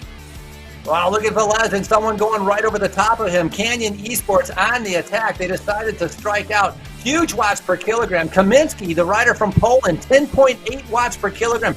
Here comes the Belgian Swift national champion, Pleasure, trying to follow right on his wheels, but it's almost a 1-2-3 of Canyon Esports right now as the rest of the group comes in. And this is turn number 3. So if you can, you got to take a couple deep breaths, try to recover a teeny bit, and then you're going to go straight into the long downhill sprint to the finish. You saw that drag up the hill, and now the speed's going to lift on the downhill section here. A little bit of separation. Again, this is where positioning is important, too, because the game does take into account where in the group you are. Velez back on the front as Alec Jones puts his nose in the wind again coming to the line. Frankie, it's going to be a field sprint at the Giro della Montagna.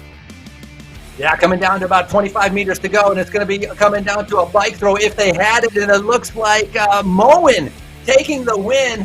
Talked about him winning the amateur Giro della Montagna, and he has just won the pro Giro della Montagna, racing for inshort pedal power. What a ride from the 34-year-old. Well, just like we talked about, a rider who we really didn't say much about during the race ends up finding his way to the front of the group when it counts on the last lap of the Giro della Montagna, as Insured, presented by Pedal Power, takes another win with another rider, this time with Moan on the top of the leaderboard. What a great show of teamwork there, Frankie. I mean, they were so patient on the Insured Pedal Power team.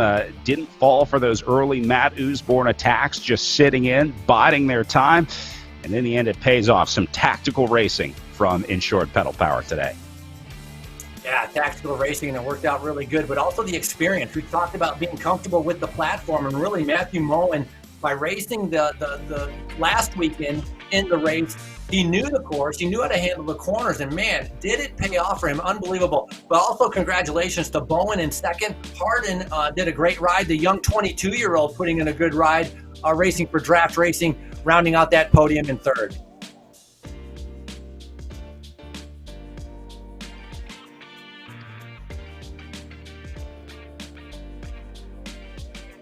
Riders just cooling down, relaxing, trying to catch their breath. We're going to try and grab a word with some of our winners here in just a second as the rest of our riders finishing up. The guys that got dropped out of the group, we'll let them roll in. Also getting ready for our women's race start coming up at 1:50 Eastern, so a little over 30 minutes away from right now as our women starting to warm up and getting ready to roll. Frankie, the riders today that had trouble staying with the group, a lot of them finishing up the day early, realizing that once you get dropped out of the group here, you got a pretty tough time trying to finish the day. So looks like about 20 riders going to make it in this front group today. Yeah, I started off with 70 riders registered, and gradually, it's normal. I mean, I would say, not that many riders get dropped in the real life Giro della Montagna. The group definitely does dwindle.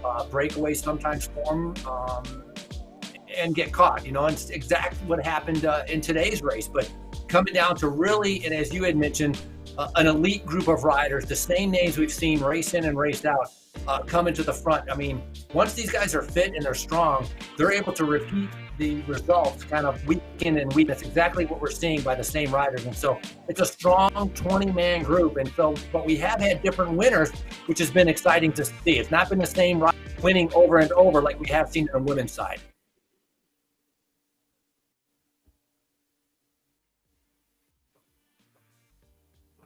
Joining the squad after winning the amateur series here. Matt, congratulations on the win. What a rise to the top here. Welcome to the Echelon Racing League.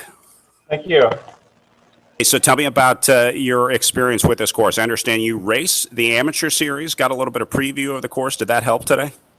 Yeah, that helped a lot last weekend doing that race. A little smaller field. It was probably not as difficult.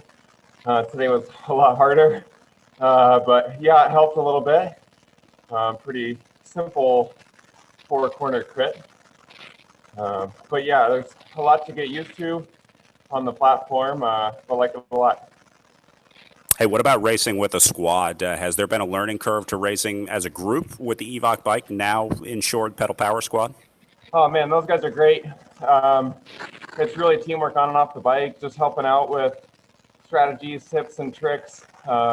What to do, what not to do. You know, those guys seem to cover a lot of moves today. We were all kind of in the mix. So yeah, it really helps when you got your teammates there helping you on and off the bike. It sounds like some progress being made on the platform as well. I understand pretty new to the RGT platform, but starting to figure it out. Yeah, it's a lot of fun. It's very engaging. There's lots to think about, like in a normal crit. Your positioning, where you're at in every corner, how you're going to come out of a corner. Yeah, it's pretty similar to a real life crit, I'd say. So Matt, I assume you're back for racing tomorrow, the Benton Park Criterium. Little different, few more turns. Have you had a chance to preview that course? Yeah, did that race last weekend as well. It'll be a lot of fun, about double the corners. So, I mean, is it significantly different with the addition of the extra corners? Is it going to make a much different race than what we saw today? I think so. It makes the race more challenging. It seems like there's probably a few more places for some hard attacks to get away. As we saw last week, if you go back and watch the replay, it definitely wasn't, a sprint to the line. So yeah, it's a little bit more dynamic. Definitely a harder race. All right, looking forward to it. Matt, good luck tomorrow. We'll be keeping an eye out for Matt Moen, our winner today, and new rider on the insured pedal power team. Congrats, Matt. Awesome. Thanks for having me.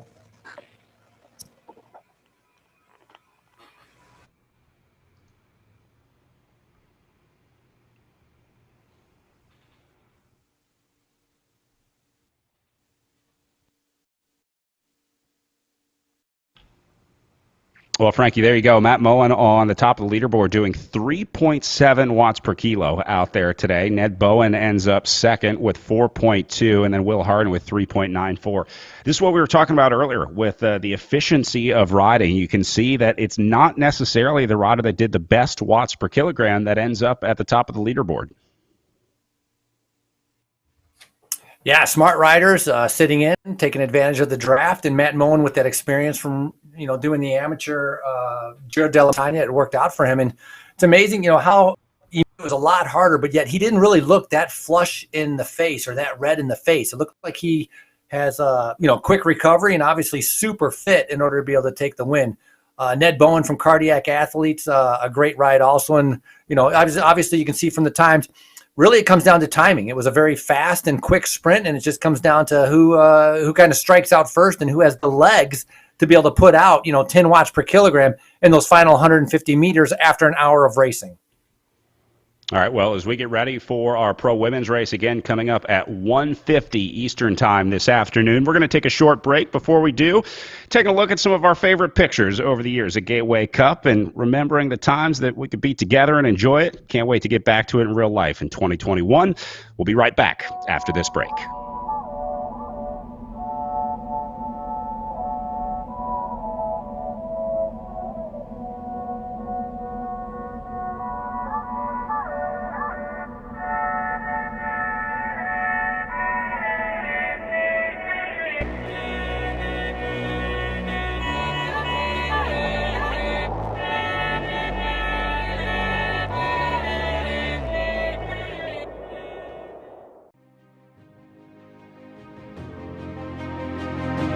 The world is changing. I'm looking to do things better. To improve. Just because it's always been that way doesn't mean it's right. I embrace change. I seek adventure and discovery. I explore the unexplored. To know the unknown. Even in the toughest moments, we ride together. Even in the moments when we're at our limits, we support each other. It's time to move up a level. To push that little bit harder. Changes we make now will make the future better for all.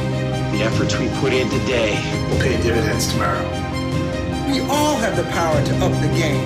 To build something better. It's not time to play. It's time to get real. It's time to be a game changer.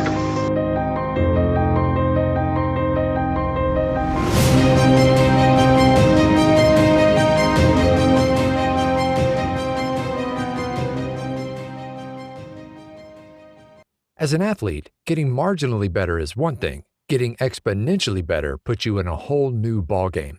Biomoto uses a proprietary digital process to capture movement at 200 frames per second and 70 sensors per foot to measure ground-based forces, resulting in advanced motion analysis that's up to 10 times more accurate than orthotics. It's the data generated by this process that allows Biomoto to construct custom insoles that make athletes faster, stronger, and more stable, and result in an unprecedented 95% success rate.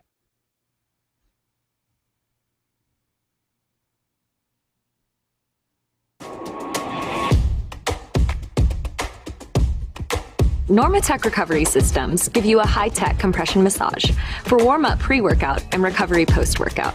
The technology is very safe and is used by a broad range of athletic types and really any fitness enthusiast looking to get the most out of their workout. The whole idea is that we're using air compression to help increase circulation in the body. We wanted to mimic physiology, the way the body moves fluids. We went ahead and took a lot of those principles and put it into a system that you can use on your different extremities and your hips as well. Normatec has been an industry leader in pneumatic compression, providing improved mobility and profound healing for thousands of patients. We continually work with researchers to study and develop the effectiveness of our technology. It's all about creating that community space where people have a conversation around recovery and start really challenging their beliefs in what is possible and what they've known and maybe what could be.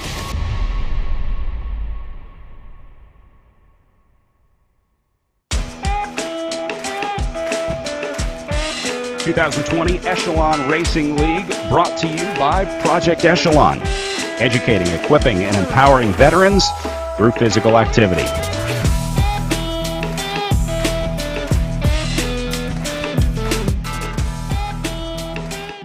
Brought to you by Normatec. Move better and enhance your recovery with Hyper Ice.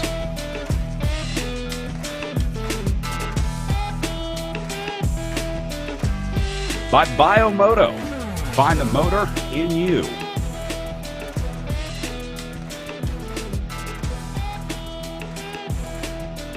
And nations enhancing the reach of esports, including the Echelon Racing League.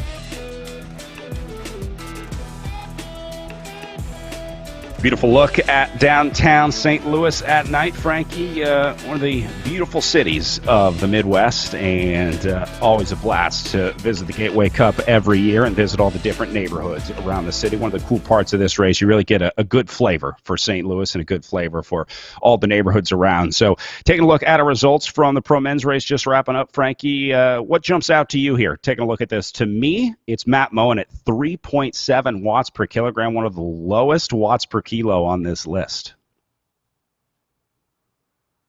You're right. He was able to sit in and conserve and take advantage of that experience of learning how to ride the turns by racing the amateur Giro. So, yeah, very interesting on that. But Ned Bowen, great ride. Also, Will Harden, a young 22-year-old on draft racing. Alec Jones was very aggressive in the beginning. And you know what I'm seeing here a little bit also is like Usborne, super aggressive in the beginning part of the race. Yager, super aggressive in the beginning part of the race. They're not here in the final results. And so you got to be careful on how much you do to be able to have something at the end, as these races are becoming more and more sophisticated. And so you got to be able to play the game a little bit better. But congratulations to Matt Moen. Once again, it is the smart riders that end up doing well here on RGT in the Echelon Racing League. So, Frankie, looking ahead to our women's race coming up next here, did we learn anything in the men's race that we're going to be watching for in the women's race? I think a breakaway. I think, in the men's race, maybe a break didn't form, but there was a lot of opportunities where riders were trying to break, and we saw huge watts per kilogram in order to be able to keep it in one group. I think the women's group will break apart, and I think we'll have a breakaway. And we've seen, Jacqueline Godby, how she just likes to kind of keep that pace very consistent, very strong, never easing up. That's going to play a little bit of a part in how this race develops. Yeah, women's field tends to be a lot more efficient in the riding as well. You don't see as much of a discrepancy in the power to the results as we saw in the men's field. So it should be really interesting to watch how they conquer the Giro della Montagna course. All right, we're going to take another short break here as our pro women get ready to roll their way onto the start line and getting into our virtual starting pen. We'll learn a little bit more about where we're racing here in St. Louis. And when we come back, more live racing with the pro women here at the Echelon Racing League.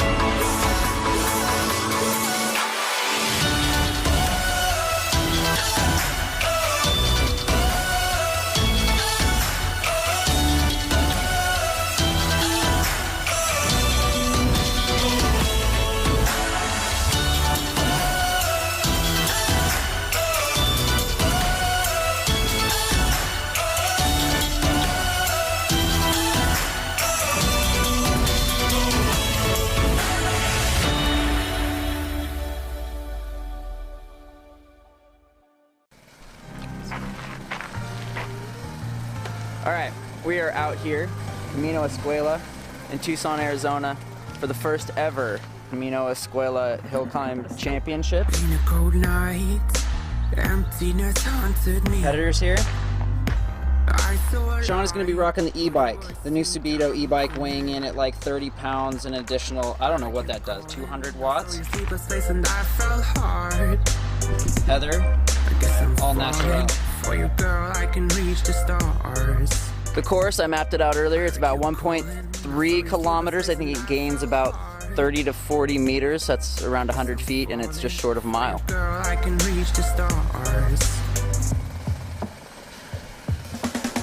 Yo.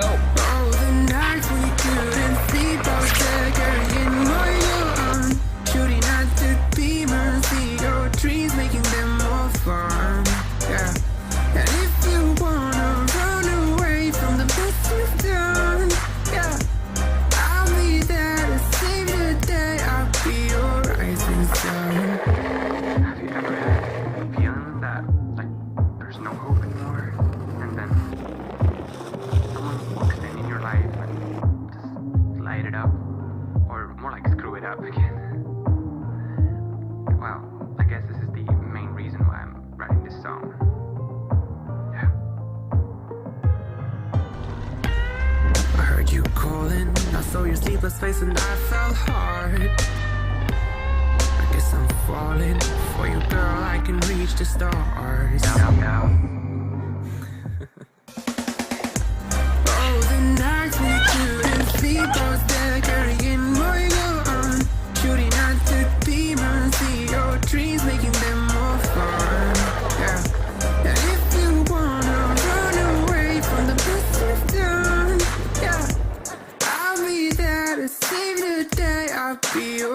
rising sun.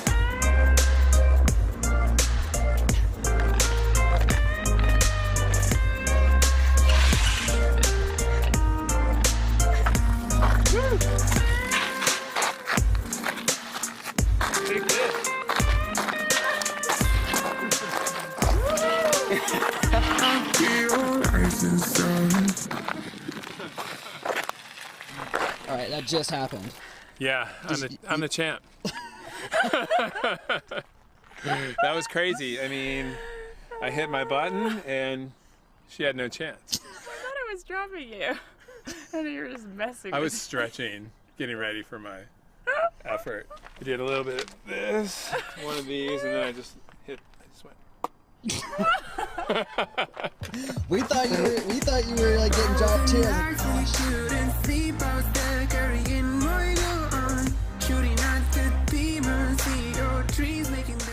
This is how it feels.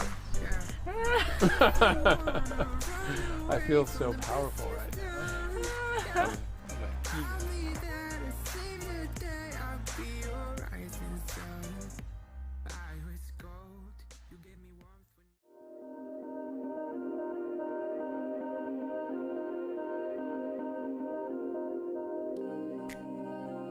My name is Dr. Alan Lim. I'm an exercise physiologist, and I've spent most of my career working with professional cyclists. For years, I've been getting riders to ride on static trainers that don't move. But now, with the Infinity technology by Ceres on the MP1 platform, you have fore-aft movement as well as side-to-side movement that ultimately greatly enhances comfort. Every single contact point can move in a more natural way, and over the long haul, what that means is you don't get beat up by your static trainer.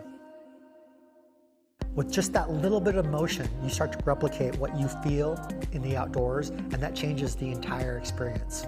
I think that one of the big reasons for that is that we're naturally tuned to want to move. Our vestibular system, when it's activated, ends up, creating, I think, a sense of harmony or joy that just isn't the same when you're not able to move. It's like the difference between a rocking chair versus a static chair. And a lot of it, I think, is about expectation, because when you get it on a bicycle, you expect it to move. And so when you get on the MP1 platform with the Infinity technology, you get that same level of movement. 6 degrees side to side, 9.5 inches fore and aft. And what that does is it creates an experience that is just so much more enjoyable, so much more fun than being on a static trainer. When you look at the design of the MP1 platform, it's not just designed for the H3 trainer by Ceres. It's also designed to be compatible with almost every new smart trainer currently on the market. So if you don't own the H3, but you have your own trainer at home, odds are this will be compatible with the MP1. Another unique feature of the Infinity technology on the Ceres MP1 platform is that it's best in class. You have 6 degrees of side-to-side motion and 9.5 inches of fore-aft motion. That's movement that specifically replicates what you feel outdoors, and there's no other competitor on the market that can simulate that type of movement. It's certainly not the kind of movement that you can get by just putting tennis balls under your trainer.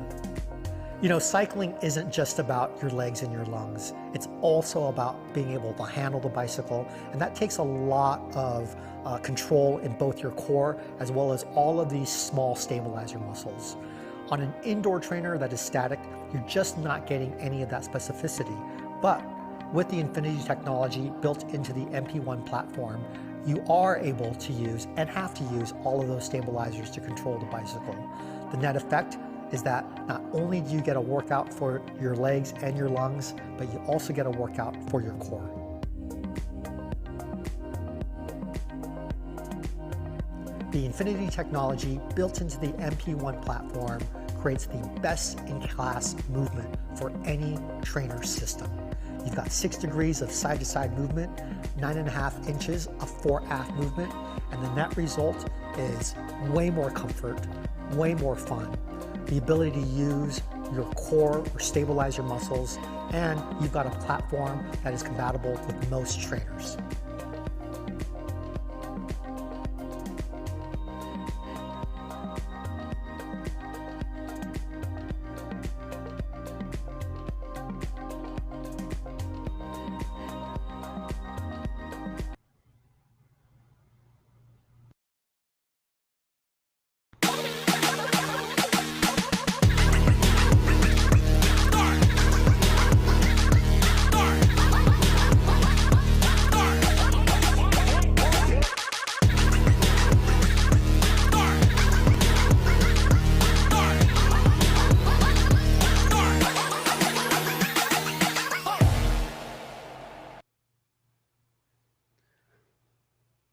Racing continues here at the virtual Gateway Cup of the Echelon Racing League as we go back to St. Louis, Missouri for the first day of virtual racing. Just had an awesome pro men's race wrapping up, and now getting ready for the pro women's race as the Echelon Racing League brings the Giro della Montagna to RGT for the virtual Gateway Cup.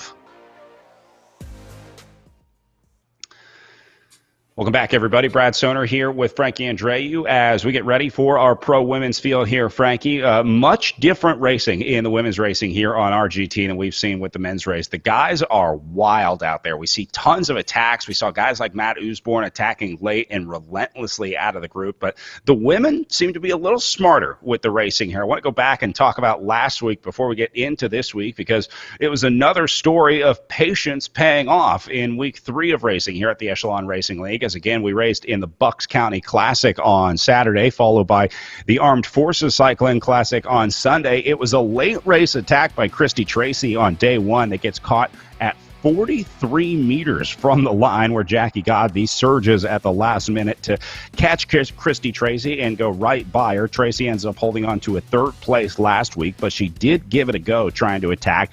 Tracy and Godby are both back this week, so they'll have a rematch as they had on day 2 last week, where we also saw Kristen Faulkner get into the mix for the Tibco SVB team, but Faulkner had a tough time after lapping the field. They end up with a technical where Faulkner lost connection to her Wi-Fi, actually lost power and wasn't able to connect to the game. That registered 0 watts and dropped Faulkner out of the group. So she will be back looking for revenge this week as Jackie Godby was able to solo away from Faulkner. She did hold on for 2nd place last week, though, but 33 seconds down on Jackie Godby for Team Tibco SVB. So Frankie, I think a lot of strong names in this group, but you really have to watch Jackie Godby because without a doubt, she has been the most dominant rider of the Echelon Racing League.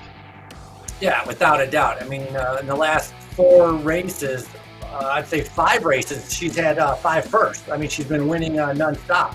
Racing for Triple X Racing Athletico, former pro triathlete since 2012. 5th at Esport Worlds. I mean, her resume goes on, and that, in the virtual world. And so she has proven she's very consistent, and she's steady. She sits at like 4.5 watts per kilogram. Whereas Christy Tracy is a little bit more explosive. She likes jumping out and trying to take advantage of trying to be able to break away. She's had a 3rd at Bucks County, which was great. Racing for Team Infinite. She works in finance, loves doing gravel racing, and she's a good time trialist. So that good time trial is going against Jackie Godby's time triathlon experience. Really, these two have been playing off of each other. And so for Christy, Tracy's going to have her work cut out for her today also. Good look at Jackie Godby on the line as we are just over 11 minutes away from race start. Frankie, just about every rider warming up and getting ready on the trainer as they prepare to conquer the course here. You see Jackie Godby getting a good front row starting position in her Team Triple X jersey, one of the Chicago-based squads. So kind of a hometown race for Jackie Godby here. Chicago, St. Louis, some of the great Midwest bastions of bike racing out there. Christy Tracy, the other one to watch. I think she will be a major factor out there today as she really has been at the top of the leaderboard for a majority of the racing that we've seen out there over the last few days. And Frankie, I think it's hard to argue against looking for Christy Tracy on the podium at the end of the day today.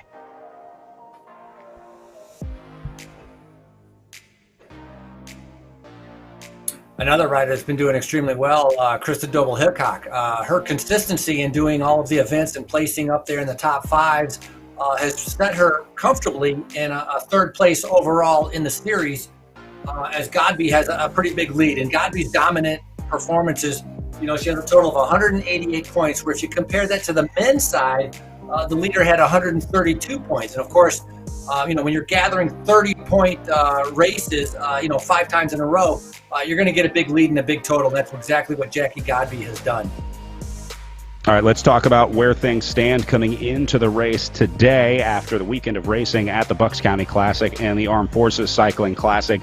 Just 2 weeks ago, riders had a little bit of a break over the holiday for Christmas and New Year's, but back to racing here. Chris Doble-Hickok is the one hunting Jackie Godby in the overall, as Godby widened her lead last week to 188 points to Doble-Hickok's 125. Elena O'Mara, sitting in third place at 117 points, was a late race scratch today, citing illness. She will be a DNS on the line today, so O'Mara probably going to slip down in the GC. Good opportunity for riders like Eleanor Wiseman and Stephanie Sidlick to try to move up on the points. So you see Megan Easler down there in 6th place for the Project Echelon Racing team. Christy Tracy sitting in 7th place overall because she missed some days of racing. That majorly affected her GC standings, with Maddie Ward sitting in 8th place, Morgan Chafin in 9th, and Jennifer Real rounding out the top 10 for Team Infinite. So, Frankie, it really goes to show you how important the consistency is in the league, because when you take a look at the team standings as well, you can really see which teams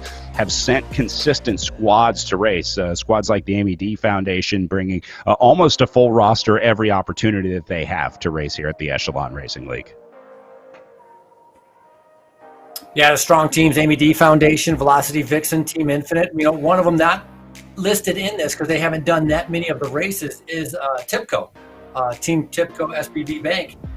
Kristen Faulkner's here by herself. Last weekend, she had 3 or 4 teammates to be able to help her out, but Team TIPCO Silicon Valley Bank with Faulkner has come back to try to, as you mentioned, Brad, make up for that technical mistake that was not her fault, that kind of cost her the victory, although she got a valuable amount of points and a great second place. But for many of these riders, there's the top spot on the podium. That's the one that counts for them.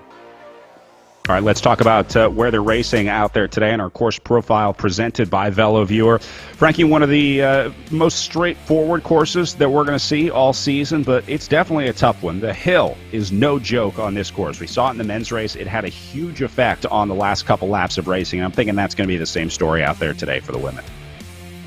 If somebody wants to strike out, they do it on the hill, and if you're going to have to repeat that 30 times, eventually you're going to break. It's going to wear on you. So out of the start-finish line, you're heading towards turn number 1, and generally it's fast. It's fast and flat. It's on the backstretch where the hill climbs up to about 6% grade. So that makes it very tough. And going through turns 3 and 4, it's a short amount of distance. It's flat, and then a downhill sprint to the finish. And so the riders are going to have plenty of time to be able to discover the course, but they're also going to discover it's extremely tough racing. Now, we talked earlier about the importance of being efficient on the platform. Take a look at this. The top 5 power performers from last week's race at the Armed Forces Cycling Classic. Jackie Godby put out the most power and ended up winning the race. Chris Doble-Hickok almost exactly matched her power. They both averaged 4.64 watts per kilogram, but Doble-Hickok ends up 4th place on the day. Stephanie Sidlick doing 4.52 watts per kilogram, a little lower average than Godby and Hickok, but ends up 8th place. And then you see Lauren Stevens at 4.22 watts per kilogram, ends up 3rd. So seems like the women's field a little more efficient out there, Frankie, than we saw with the men's race. It's a little more consistent between the top wattage performers and the riders that we see at the top of the leaderboard. Yeah, very close. The watch between a lot of the riders is very close. And I think part of that is because it's a little bit more, as you mentioned, consistent, but more steady. We don't see as many attacks in 2 or 3 groups. We see a little bit more steady. The time trialists and the triathlons and the former triathlons and the pro mountain bikers, they're used to more of a steady state effort. And that's what we're seeing happening in the women's races, that they get on the front and they go hard, and then everybody needs to kind of follow and stay in that draft. And so I think it kind of changes the dynamic of the race a little bit. And as these riders try to figure out how they're going to beat Jacqueline Godby, how are they going to get Doble-Hickok out of 2nd place overall, they're going to have to change their race strategy and maybe try to be able to mix this up a little bit to make a few more surges and to not make it as such a consistent pace. All right, I want to bring back in Mike Weiss, our in-real-life race director of the Gateway Cup here. Mike, after watching the virtual racing out there, were you surprised by anything? How well did it match up to the real-life racing for you? It actually, like the one characteristic of the race that is, if you've done it, is turn 3 is pretty much the finish line. You have to be in place at turn 3 with a downhill sprint. Turn 4 is sort of just you can shuffle a few spots. I thought I saw that. I mean, it seemed like everybody was really tactical on the last lap up the hill, and they filled the road. And I think the RGT platform does create that kind of realism for the rider. So I thought it was it's a nice development. Pretty amazing how important those corners are in the racing. Like you said, the race to turn 3, especially out of that downhill. The course tomorrow in Benton Park, much different than the one that we're racing today. Is the racing usually different in real life? I mean, is it a different type of winner in Benton Park than you usually have at the Giro della Montagna? Yeah, you can't, unlike a 4-corner crit, the Benton Park race is not for the faint of heart. You have to, the start is on a hill, and you could kind of be in trouble very quickly in that race. Position's really important for once you finish the one full lap, you kind of, you understand it. But I did a test event that RGT did on Benton Park, and I was one of the riders Moan, who just won the race. He's made the same comment. There's a couple spots on that race where you can launch an attack and it might work. Yeah, Mike, I think you're one of the few guys who still lines up for your race. You get a chance to get out there every year. Is that right? I know I saw some pictures of you in a kit on the line. Do you get out there and do your own event? Yeah, I've sort of been naturally deselected into the Masters race. I used to fancy myself pack fodder in the Pro 1, and now, and even then, that's not really the case anymore. Those guys are so fast. So, but yeah, Benton Park is by far, it's self-loathing. I mean, I've created a race that I can't finish. Well, now I got to know why Frankie laughed when I asked if you were getting in the race. What's so funny over there, Frankie? Because he does. He works like mad. I mean, he's putting up fencing at 5 in the morning. He's organizing everything, putting out fires. And then when the Masters race comes around, he runs to the back of the trailer, gets dressed, hops out there without any warm-up, and hangs in the middle of the race. And it's super fast. The Masters racing at Gateway is unbelievable. It's like a national championship for 4 days in a row. And Mike's right in there just kind of doing it like it's no big deal. So I'm laughing because it's so impressive. I'm going to do my best Mike Weiss impression. I got my Gateway jersey, and I'm ready to race. So I'm going to kit up for this one, and we'll get ready to go rolling here. I'm going to go ahead and join the guest team here for week 3 of racing. Mike, is that all right? Can I have a guest spot on one of your squads? Oh my God, please! We need more handsome men. Last thing I need is to get dominated by. For you, Brad, is Spencer Segerbrich, who was on our team, just is going to be racing tomorrow for Canyon Esports. There you go. You should be my agent. We can work out all these team transfers and team changes out there. Yeah. Guys, we are just a couple minutes away from racing. So, Mike, I'm going to ask you to go get a cold beverage and watch this race with your feet up for the first time in your life. You can start the last race of the day with nothing to worry about. So I hope you can enjoy this one and maybe get a chance to relax and watch your bike race as a spectator and not have to work on race day here. All right. Thank you, guys. All right, Frankie, let's get into it as we take a look at our field of riders in their Zoom room, getting ready for that all-important ramp-up to the start here as everyone starts to zero their power out, and then it's about trying to max out your power when you hit the line as we go inside 1 minute to race start. I better zip my jersey up here. Oh, it's tight. It's a tight fit, Frankie. You'll be ready for the races soon enough, Brad. Soon enough. So it's good you got a jersey, though. But you know what? If you do one of these RGT indoor races, you don't need the jersey, so it doesn't even have to fit.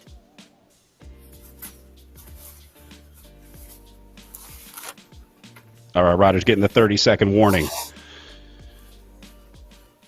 As you see, everyone's starting to hydrate, getting their last checks in here. Not much you can do at this point. Preparation should have already been done, so you'll see everybody start to wind it up all at the same time here as they all kind of start to launch at once, getting ready to roll. See riders out of the saddle. The countdown begins, and we're going racing at the virtual Gateway Cup, part of the Echelon Racing League. Giro della Montagna underway for the pro women. Very interesting. Megan Eisler, now she gets out of the saddle. Megan Eisler, I was wondering, she didn't get out of the saddle. Perhaps there's a little bit of a delay with the coverage. So But Godby did not get out of the saddle. He just kind of wound it up in the saddle, and some of these riders definitely remaining out of the saddle, trying to put out big watts. So again, the sprint is so fast and so hard, and you got to do a sprint, a full sprint in the beginning of the race to make sure you're in the front group. Then you got to worry about recovering about 2 laps later, and that's what makes the virtual racing so hard. Yeah, I don't think there's any other discipline, maybe aside from cyclocross, where the whole shot is so important, where the first 10 minutes of competition matters so much, because it's pretty easy to find yourself out of the race after the first 10 minutes of racing. That's why you see so many riders fighting for the front here. How about Eleanor Wiseman making her way to the front? She has been a silent killer in these races, incredibly aggressive, super strong, and obviously not afraid to be a little aggressive early on. So keep an eye out for Wiseman out there today. Yeah, Wiseman, a strong rider, racing for the Amy D Foundation.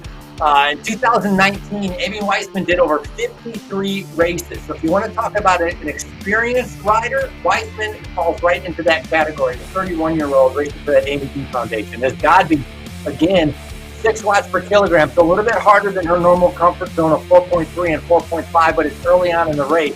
So she's kind of really trying to straighten things out right now. I think she was excited about how she was able to lap the field last weekend.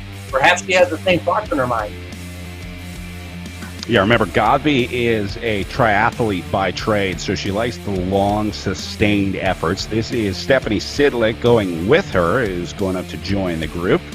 And the rest of the field going to swarm her as well. So Godby, I think, just testing the legs here, just trying new things out. Frankie, one thing about Jackie Godby, she's not afraid to mix up the strategy. She's not afraid to try different things and different ways to win. She talked about trying to learn the RGT platform.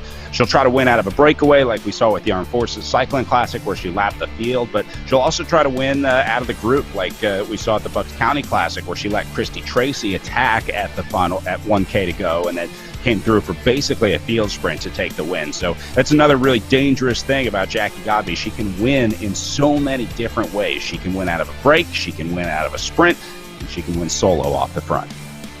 Yeah, she's a smart rider. I mean, she's going to figure out how to be able to take advantage of how the race is playing out and use her strengths to the best of her ability. And talk about a smart rider. I mean, she went to Northwestern University, has a master's and a PhD from Northwestern University. And so the intelligence, as we all know, with bike racing, there is strategy involved. You have to think. It's not just about going flat out. We've seen the watts per kilogram that Brad has been pointing out, showing that, hey, the strongest isn't always the winner. It's the smartest, the one who can save up and keep rested. So that plays a lot into the strategy of how these races play out.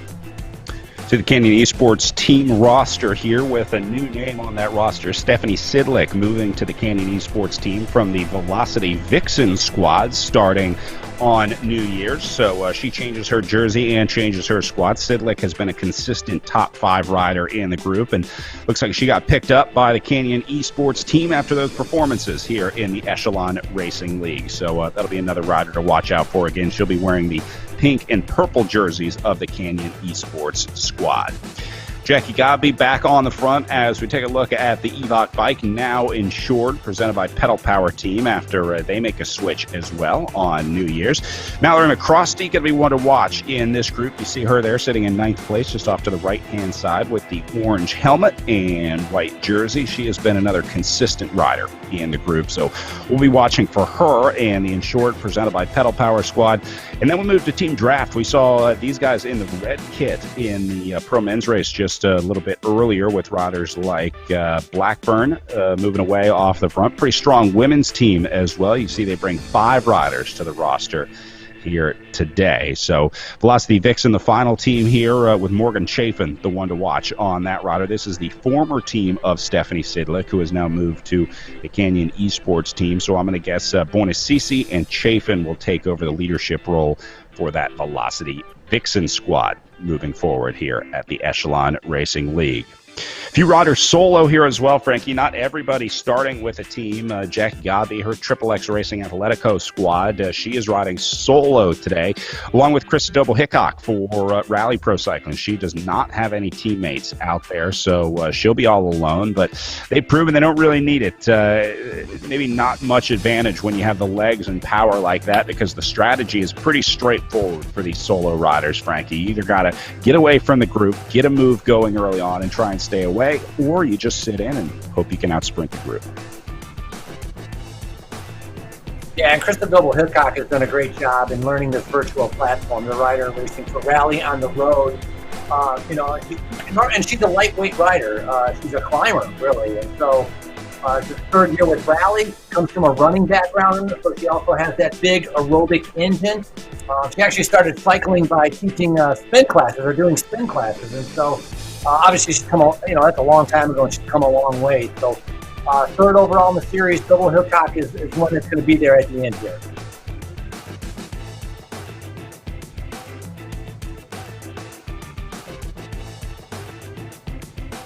Couple riders attacking. Cecile Lejeune also on the front. She comes off a third at Moguillon, racing for Insured Pedal Power. She's out of the Washington, D.C. area. 6 watts per kilogram. Sorry, Lejeune is coming out of Canyon Esports, coming from France, as Stidlick is right behind, who just switched over to that Canyon Esports team. So 3 teammates all helping each other out, working as Wiseman now comes up to the front. The German deciding to be able to show herself. And we talk about how experienced she is, as Wiseman now is coming up to the front after getting a 4th at the Gila Monster. Group still together, moving through. Frankie, I got some good news for you.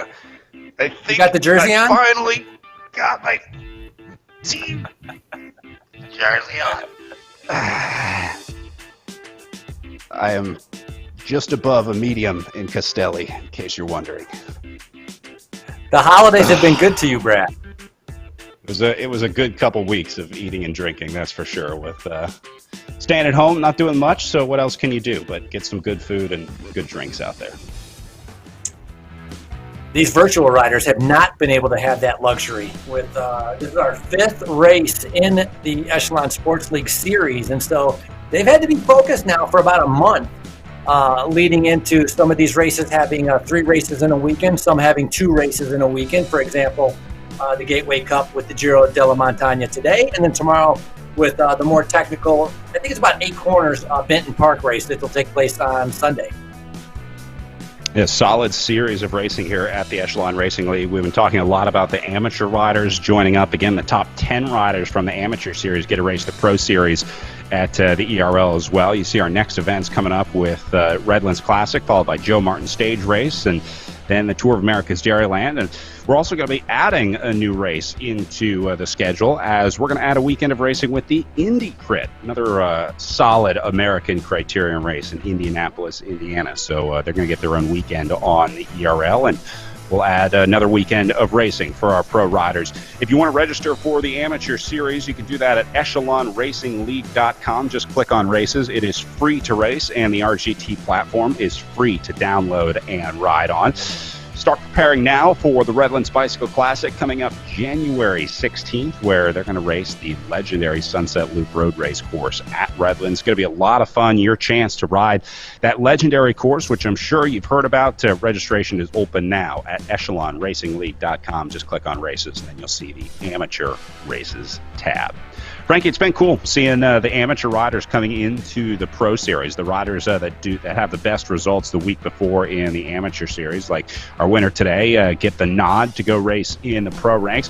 A lot of these riders don't realize how good they are, how strong they are, and it's really exciting for when these riders have a chance to get outside and race in real life, because I think we're discovering a lot of untapped potential and untapped talent in these virtual racers. Yeah, in a way, the platforms have really become its own development series, in a way, to be able to find this new young talent. In the women's race, we have riders as young as 20, and we have riders as old as like 43 years old. Same on the men's side, and so it really is covering the whole gauntlet of age groups and experience. And so These platforms, I think, are going to be very interesting to see the kind of talent that comes out of this. But you were just talking about the Redlands Sunset Loop. I'm thinking that's going to be an extremely hard event, a hard race to do virtually because of the hills on that one. That's a tough one live. It's going to be even tougher virtually because of the amount of climbing that they do at the Sunset Loop of Redlands. So I'm excited to be able to see how that one plays out. It's a course that we've watched all the pros do, and they make it look so easy. If you've been to the races, it's one you certainly know well. But the chance to ride it on the trainer is super cool. It's one of those iconic American road race courses that anyone who is a pro bike racer in the United States over the last 15, 20 years has raced Redlands. They know the Sunset Loop, and RGT giving us a chance to race it on the trainer as well. We'd love to be there in person, but circumstances requiring us to race on the platform this year for 2020, and hoping to be back in person in 2021 at all of our events here. Jackie Godby back on the front again in her XXX Racing Atletico Leaders jersey. John Cooper cheering her on in our Facebook Live chat. Be sure to drop us a comment on Facebook or YouTube, wherever you're watching. Let us know who you're cheering for, and we'll be sure to get those cheers out to the riders, because this is also going out to our Zoom room. We can communicate with all the riders, try and listen in on what they're saying and how they're looking out there. So get those messages in and cheer on your favorite rider. Let us know where you're watching from, who you're cheering for, and who you think takes the win today at the Virtual Gateway Cup. Morgan Chafin, I think, getting a shout out here from Mallory Weisbeck for the Velocity Vixen team.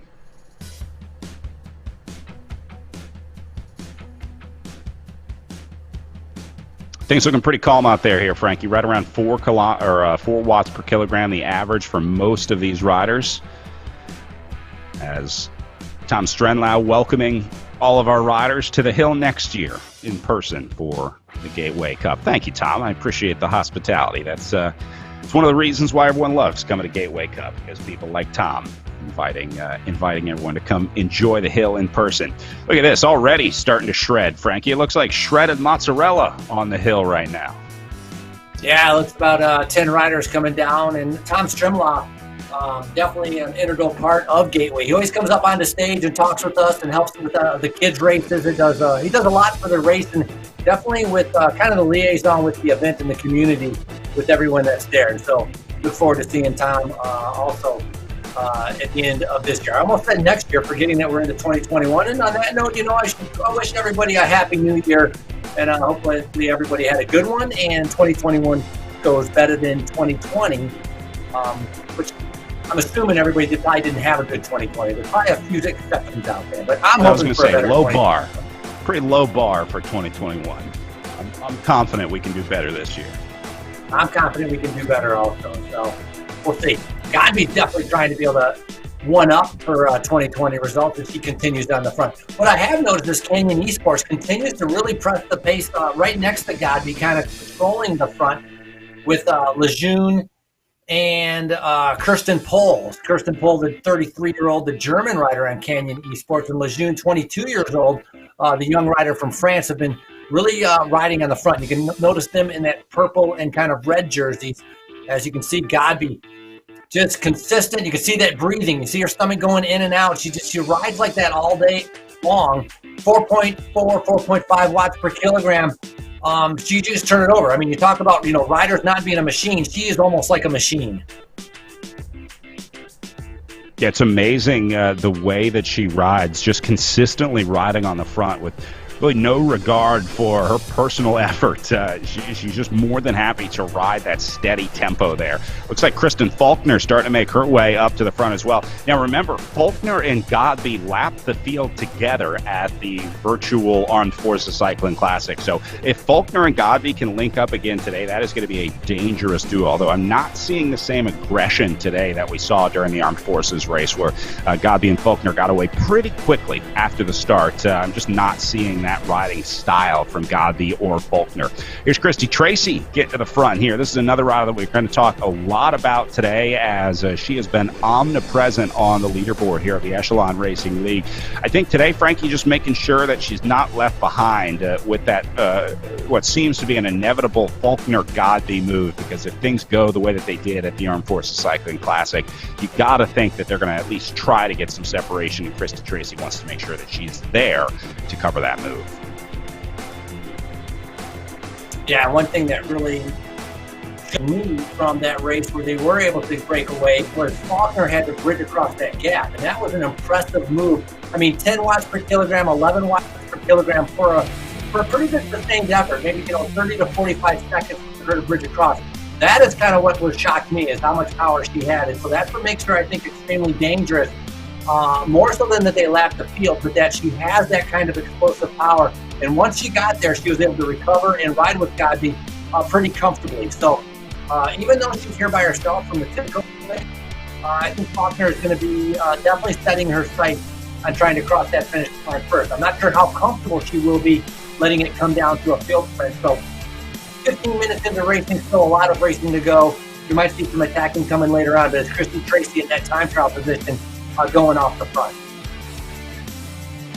Yeah, Tracy getting low and locking in as she starts to lift the pace here. Godby responds. There goes Christopher Hickok shooting through the gap as well. As boy, that Tracy move really lit the fuse in this group. Look at the jumps going on the front as Godby just slowly responds. Now, this is another reason that Jackie Godby is so good at this game. Look how slowly she gets back into the group, Frankie. It's not a quick jump up into the group. She's really able to modulate that power and just slowly apply the pressure until she gets back in, so she's not wasting any wattage. I think that's a big part of this game that gets lost, is that riders will go up to 500 watts to get back in, but they don't need to, because the game can only process so many watts when you're drafting or caught in a group. And so Godby is really good at just knowing just the right amount of power to put in to get her where she wants to be in the game. Yeah, she kind of figured out this the game platform and being very consistent in her power output. Whereas just a minute ago, coming out of the turn, you could see Double Hickok, you could see some of the other riders definitely going ahead, at 6 watts per kilogram, trying to stay in contact. In other words, put out the power out of the turn to stay in contact. As we see, I think Lejeune and Double Hickok is on the front right now. So small group, started with about 40 riders. We're down to maybe 10 or 15, I think. Yeah, not many. You can see the distance off to the right-hand side of their names. You see on the leaderboard on the left side of the screen, it shows their placing, and then the rider name, and then their current watts per kilogram, and then the number to the right of that shows the distance to the next rider in front or behind them. So it gives you an idea of where they are in the group and what the gap is back to the next group. Now, in the game, it's measured in meters instead of in time, but we can do a little bit of a conversion. It seems to be a little more accurate and more helpful to the riders to measure in meters rather than to measure in time like we would in real life. So focusing on Jackie Godby right here, sitting in second position. You can see it moves her around in the group, and great look at the field here, Frankie. Great look at who's remaining in the group, and I think that's Laura Matson-Coe at the back at number 11. I think that's going to be the last rider in this field. So let's call it 11 riders in this group as the early selection has been made. Yeah, and Matson-Coe, strong rider. She was part of that UCI eSports team, and so you got to keep an eye on her.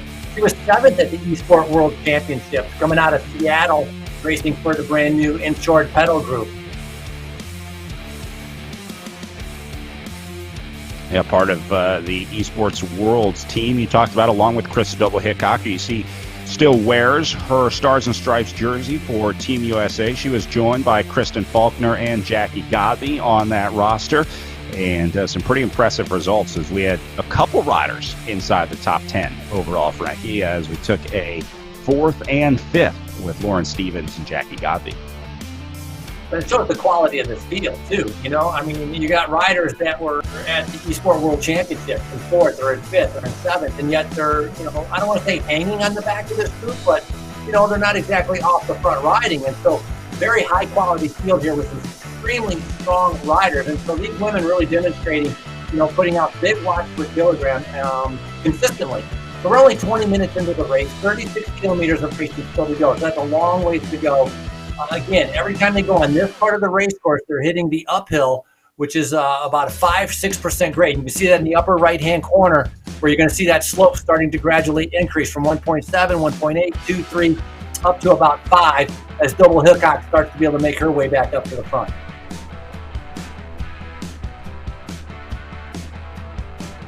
Oh, somebody in the orange just kind of either blew the legs up or had a technical problem. Eastler struggling a little bit coming off the back.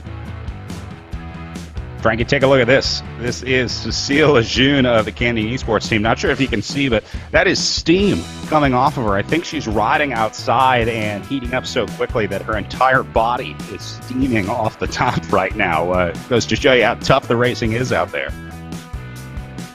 Yeah, it looks like she's in a basement or in a garage, and you're right, cold weather, and she's got the steam coming off, natural cooling, a young 22-year-old, and so she's reacting to this move from Christy Tracy. And one thing we saw from Christy Tracy is she rides in that time trial position.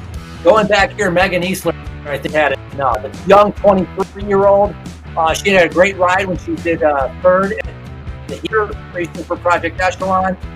She's out of Oregon.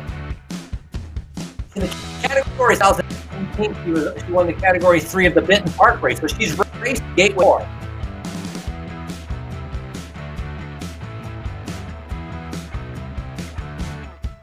Yeah, once she lost contact with the group, she was completely cracked. So Eastler in a tough spot here at 13th. She's going to limp home for the last 35 kilometers of racing as the front group continues to shrink up here. As we'll say, -1 with Megan Eastler getting dropped out of the group. It looks like another rider falling off the back here. I'm counting 9 riders in this group. It's the one rider just off the back. That'll be, I think, number 10. Not sure exactly who that is, but Matt and Co doing a fantastic Tracy here. So Cameron, who's on the attack right now. That's Claire Cameron, Canadian rider, 39 years old, races for Infinite. Cameron was actually part of the 2004 Olympics for the Paralympics. So she was a pilot on the tandem for the Paracycling Olympics.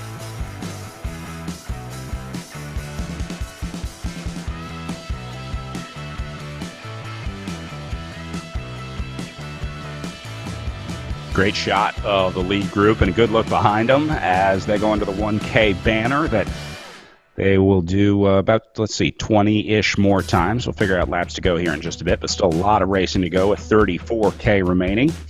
Tracy putting in a little effort.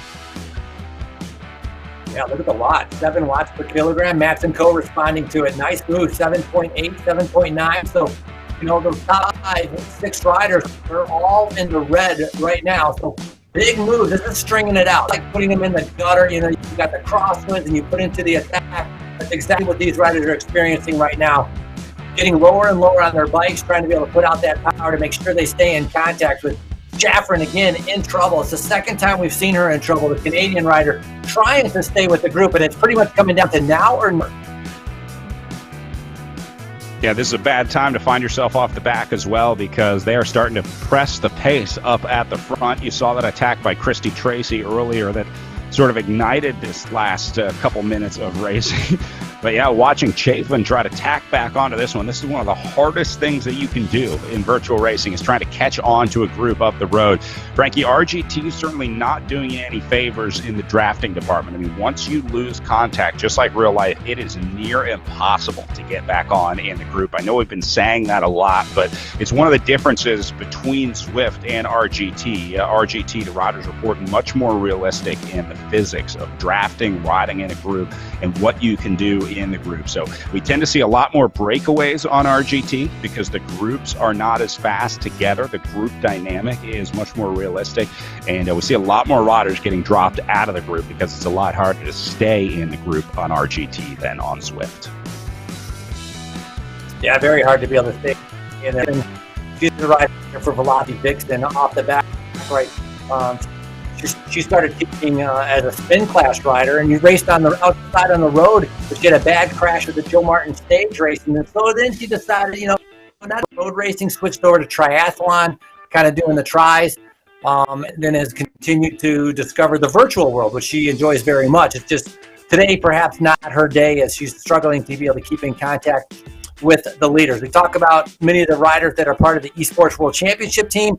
They're in this group. Here we take a look at Christy Tracy, who's instead of being in the time trial position, Brad, she's kind of sitting more upright. I don't know if that means she's not going as hard, or is it like just a different kind of pace or change of position for her? Yeah, I was just going to say, one of the rare times that we've seen Christy Tracy riding on the tops of her bars instead of down in the time trial bars. She's usually very low on the bike, like this position that she just moves into here. Now, obviously, this isn't because of aerodynamics, Frankie. It's more about biomechanics. It's about being as comfortable and efficient as you can on the trainer. A lot of riders prefer to get down low, sort of take that body weight off of their saddle, try and put it up on their handlebars and forearms a little more to take some weight and power off. There, now she goes back to that comfortable position. This is what she's used to with her, triathlon background. And so, Kristen on the front, sit a little bit. Again, we talked about, Brad, you mentioned about putting in calories, drinking. So, sitting up a little bit to be able to make sure you get some sugars into your body. We've seen Jacqueline Godby definitely speak specifically about eating during the race. And so that's something that's very important. The fuel part and the hydration part during all of these races, because they are so intense.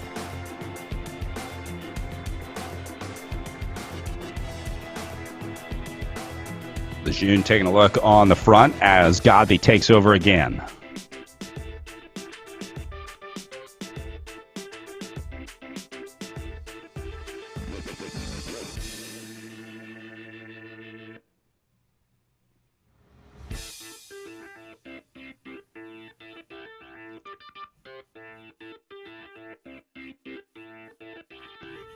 See Jackie Godby again, 4.3 watts per kilogram. Max & Co comes up to the front. Godby just keeps it consistent. They kind of following, I don't want to say following her lead, but just keeping up with her pace.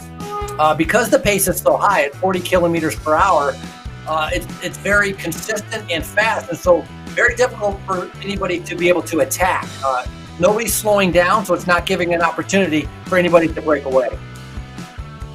Yeah, I mean, that's really all you can do is just try to hang with Jackie Godby on a day like this. The ball is really in her court. She's in the driver's seat.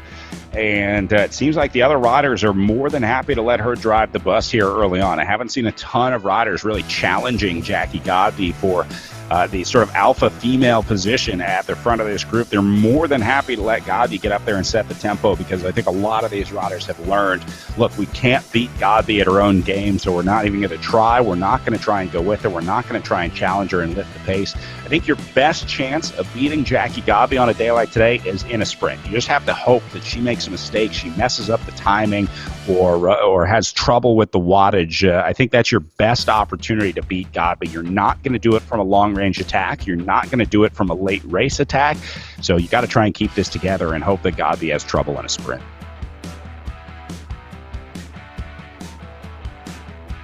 There's a little bit of a hit list with Godby, Wiseman, a lot of strong riders in that front group, as we see Cecile Lejeune focused. And you talk about, Brad, you mentioned that laser look, and that's, next to her, I would not want to get that look.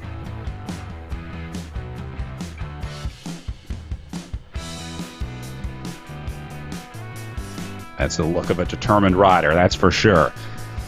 Max & Co. moving off the front. Grossman and Godby up there as well. I think now that this group is established, we're going to see a little lull in the action here, Frankie. 30K to go. Good chance to kind of sit back, try and recover a little bit. Now's your time to eat. Now's your time to drink. Although, if you don't like your chances in this group, you maybe try to attack right now. They always say the best time to go is not when you feel good, it's when everyone else feels bad. And I'd say that's right about now, as they made the selection, and now they're just waiting for that next attack to come at the group. Don't forget, you can check out the official Echelon Racing League gear at wearenations.com. Each team in the Echelon Racing League has hats, t-shirts, and hoodies in the store now, and you can support your favorite squad with a portion of all purchases going back to the teams and riders. So pick up some gear from wearenations.com and support your favorite Echelon Racing League rider or team.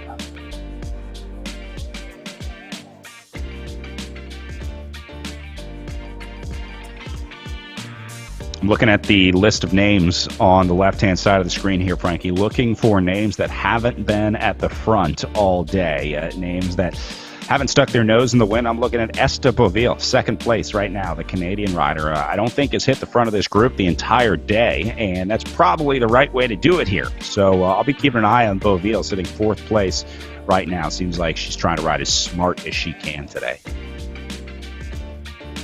That's a good call. Beauville, 45-year-old out of Canada, racing for Team Infinite. She has a hockey background, used to play hockey, and switched over to cycling. Obviously, it's amazing how many people from injuries, either from running or different stuff, have switched over to cycling of injuries they sustained. And cycling being a non-impact sport has really found them a home. Plus, it's a sport you can do pretty much entire life. It's not like you don't really grow out of it. I mean, my father's like about 82 years old, and he still goes out and rides. And so for a lot of riders, they seem to discover the sport a little bit later in life, and that's very common in women's, especially in women's professional racing. Yeah, the old saying, you don't stop riding because you get old because you stop riding, right? As long as you just keep moving. Pretty amazing what a little bit of time each day on the bike can do. Watching Canyon Esports with Pole taking a look here on the front. Canyon Esports outfitting their teams with some pretty cool virtual backdrops for the squad. I like this, Frankie. A little bit of team branding going into the Zoom cameras here for the Canyon Esports team. Looking very comfortable, consistent. 33-year-old out of Germany. Kind of on wheels right now. Here too, right? Because I mean, there's eight riders in this group. Instead of watching out for 30, instead of fighting for position in 30, a little bit more comfortable. Like Cameron sitting in the back right there can just kind of be a little bit more comfortable with positions. She can follow the wheels. Doesn't have to worry about fighting such a big group. So that aspect is pretty simple. If you were riding, in real life, if you were riding the Giro della Montagna, if you came down to a group of 10, it's going to be a little bit easier to fight for position to stay on the wheels, but you still have the effort.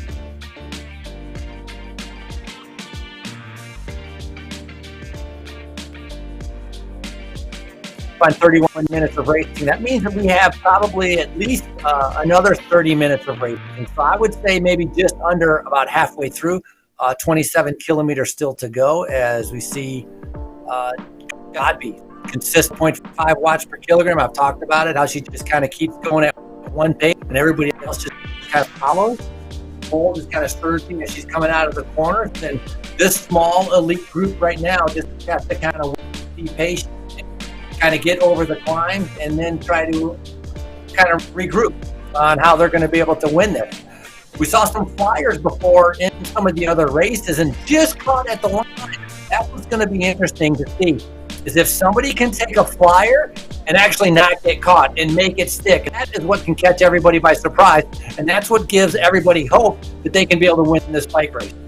Yeah, you got to think eventually somebody's going to get it right. Somebody will figure out how to time that last race flyer and beat Jackie Godby. Remember, Christy Tracy was so close. I mean, she made it inside 50 meters to the line before getting swarmed by the group. So that just goes to show you that they are starting to figure it out, but no one has quite cracked the code on the solo late break yet. But I do think it's coming. I think we're going to see it before the end of the season here, before we get to the Tour of America's Dairyland to wrap up the Echelon Racing League this year. I would not be surprised if we saw at least one rider getting away for a solo win on one of these days. Jackie Godby opening up a little bit of space as they rolled underneath the start-finish arch at 26.6K to go, but probably just some natural reshuffling in the group as, again, they're really not going too hard here. Things are pretty chill in this group right now. Now, chill for them. It would be tough for any other cyclist to even stay in this group, but looking at the watts per kilogram and the power zone that these riders in, seeing a lot of green, a lot of blue, just a few greens and yellows popping up every once in a while, so it's pretty calm and relatively relaxed out there. Now, they are coming up to a lapped group right here, so that group in front are riders that are about to be a lap down. That's probably like 18th through 25th in there, so they're going to move through that group pretty quickly as they'll go a lap up on that group of 15-20. Just like real life racing, you got to keep everyone on the course. We try to give everyone the longest race that we can. Don't want to ruin anyone's day or end their day early because they have a bad start to the race. So they do leave the lapped riders out on course so they can finish their ride and finish their workout.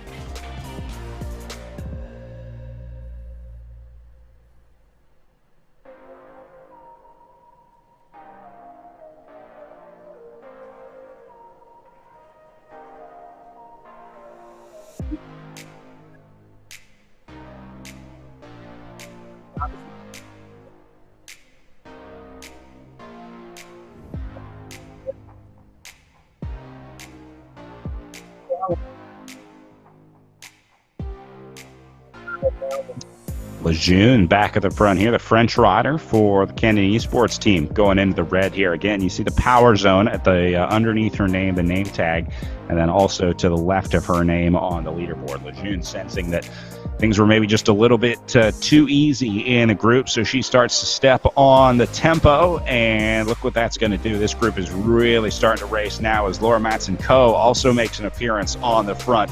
A lot more riders going into the orange and red zones. Yeah, the orange and red zones, I mean, those are kind of the ones that are going up there towards that VO2 max and the pain threshold, I guess you could say. 25 kilometers remaining as Lauren Matson-Coe decides to tuck in and be able to kind of stay rested as Christy Tracy comes back up to the front, 6.6 watts per kilogram, and no surprise there, Godby right on her wheel. Good ride for Cameron if she can go with this one. If they get some separation, Cameron is in a good spot. You see Matson-Coe also realizes what's happening, and she closes this one down. Frankie, just like in real life, a lot of these riders have big targets on their back. A rider like Jackie Godby, a rider like Christy Tracy, even Laura Matson-Coe, or the Tibco rider, someone like that was on the Esports Worlds team. If you try and go away and you try and get space, those moves are covered almost immediately. So it's really tough for these big stars, the riders that already have results in virtual racing, to try to get away, because just like in real life racing, they're marked riders, and that makes it a whole lot tougher to execute your plan. Yeah, as marked riders, it is more difficult. And obviously, in the race, after you get through 5 or 6 laps, or you dwindle down to a group of 10, you see who's strong. You know whose wheel you're following. You know who's pushing the pace. And so that puts a target on your back as well. But for Godby, I mean, you know, the last 5 races, she's won them all. Definitely she has the biggest target, but a lot of these other riders here too, they're very familiar with each other. They've been racing against each other week in and week out, and so they kind of know what's going on and what the strengths and weaknesses a lot of these riders. But the group is definitely dwindled down. I mean, Pole, Lejeune, Tracy, Matson-Coe, Godby, Cameron, Weissman is still in this group also, I believe. So very strong group trying to fight it out for the final 23K. A couple questions in our chat about the rest of the race behind this front group. We'll try and go a little farther back in the race, so it is starting to mix up a little bit. This is 9th place on the course with Morgan Chafin of the Velocity Dixon team riding solo, and then you can see the distance back to Krista Doble-Hickok, who's sitting in 10th place right now, a few hundred meters behind. So Doble-Hickok solo in 10th, and then it's going to be Faulkner behind her, but not far back. Faulkner only about 50 meters. There you see a nice look from Faulkner up to Doble-Hickok. So that is 9th, 10th, and 11th with Chafin, Doble-Hickok, and Faulkner. And then McGregor going to be sitting in 12th, but a good distance behind them, a few hundred meters back, as she'll be at the front of this group, which includes riders like Megan Easler and Mallory McCrosty in this group. So this is 13th, 14th, 15th, 16th, and 17th. You see that on the left-hand side of your screen. So we'll try and get some more names in there as they become available. But all these riders, well, a couple of these riders sitting in the front group and a couple of these riders trying to chase, as we see our top 2 with Krista Doble-Hickok and Kristen Faulkner. And then Christy Tracy on the bottom left of this picture with Cecilia Lejeune in the bottom right. So these riders spread out all over the group here, Frankie. Some surprising names missing from that front group. I think there's probably a list of like maybe 15 names that we consider favorites in this field. But some of those riders like Krista Doble-Hickok missing from the group, along with Kristen Faulkner. That leads me to believe that they might have had some sort of issue out there today, because these are riders that would not normally get dropped in a race like this. So I'm wondering if Faulkner is maybe still suffering from those technicals. It could be some technical problems. Another big name, or I consider a big name that's not here, but because she was sick, as you mentioned that she was sick, was Alana O'Mara, who definitely would be, I think, one of the riders that's a factor in this race. But yeah, so it's pretty interesting on how, a lot of riders, sometimes they have good days, sometimes they have bad days.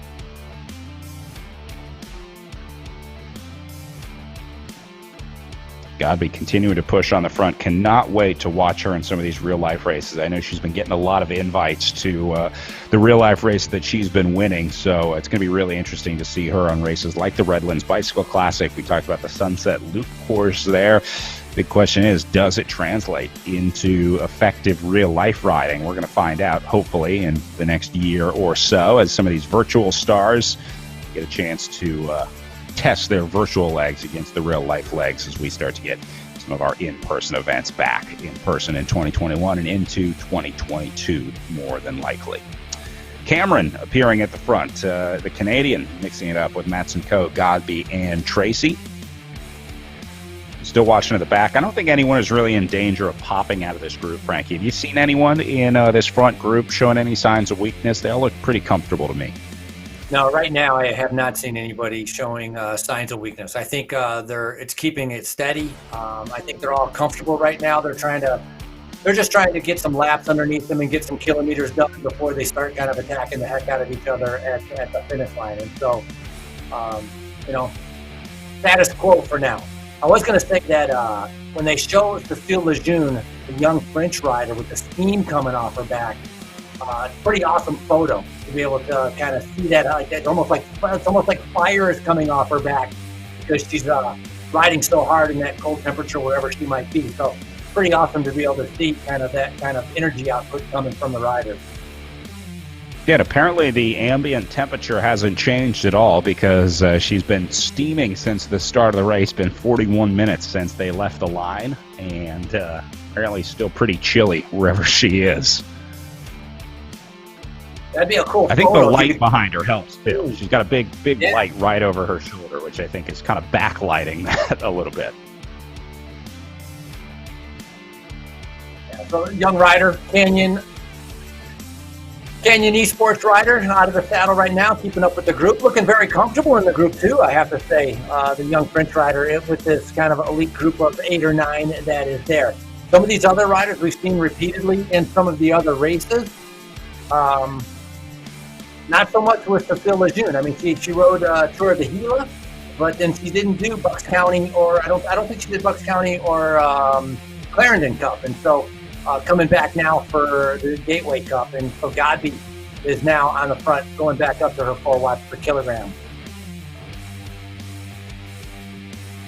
So there is your front group with Godby, Tracy, Poole, Lejeune, Beauville, Wiseman, Matson Coe, and Cameron.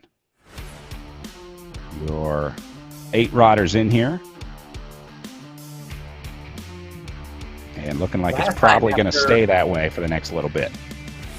Yeah, last time after the win at Clarendon Cup with Jackie Godby, you were speaking to her about what her next races were going to be. And she pretty much mentioned she was taking some time off. I mean, from that race all through the holidays to the New Year's, and her next race was going to be this one, which was the Gateway Cup. And I was kind of surprised to hear that. I thought she might have some other events lined up kind of in between, maybe to keep herself fresh, keep herself kind of in form. But I think Godby decided to take a little bit of a break during the holidays and then be able to come back specifically for the Echelon Racing League. It's one of the unique parts of virtual racing, too. It's so easy to over-race because you can race pretty much every day if you want to. At this point, after coming up on a year of the pandemic, there's pretty much a race that you can get into either on Zwift or RGT every day. And so the riders are having to make the decision, which ones do I race, which ones do I sit out? Because there is an element of fatigue of trying to race too much. If you try and do these competitive level races every day, you're going to burn out. And so the riders are sort of having to restructure their training and restructure how they peak for certain events, because it's a lot different than trying to follow a calendar where you can only race so many races. There's the limit of travel, there's the budget of trying to get there, and just the calendar in general. It's just not that many races out there anymore. But with virtual racing, you could do 2-3 races a day. Yeah, and that's a good point with the cost and traveling of doing the real life races. And Brad, you mentioned some new teams setting up virtual racing teams. How much cheaper would that be to set up a virtual racing team to be able to race on the Zwift or the RGT platform and have a budget and have your sponsors compared to a real racing team that has to travel to Silver City, Mexico, then travel to Redlands, then travel to Washington, D.C., travel to Georgia.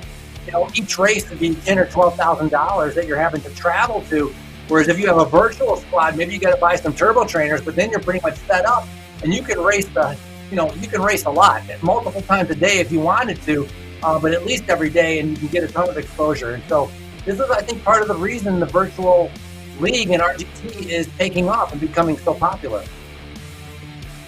And a pretty impressive reach and value for the riders that do take part in the organized races like the Echelon Racing League. I think a lot of teams and riders are also finding that the exposure they get is pretty similar to the exposure that they were getting in real life, and that certainly brings up some questions of when it comes time to budget where those funds go for 2021 and 2022. It's pretty hard to argue with the value of virtual racing.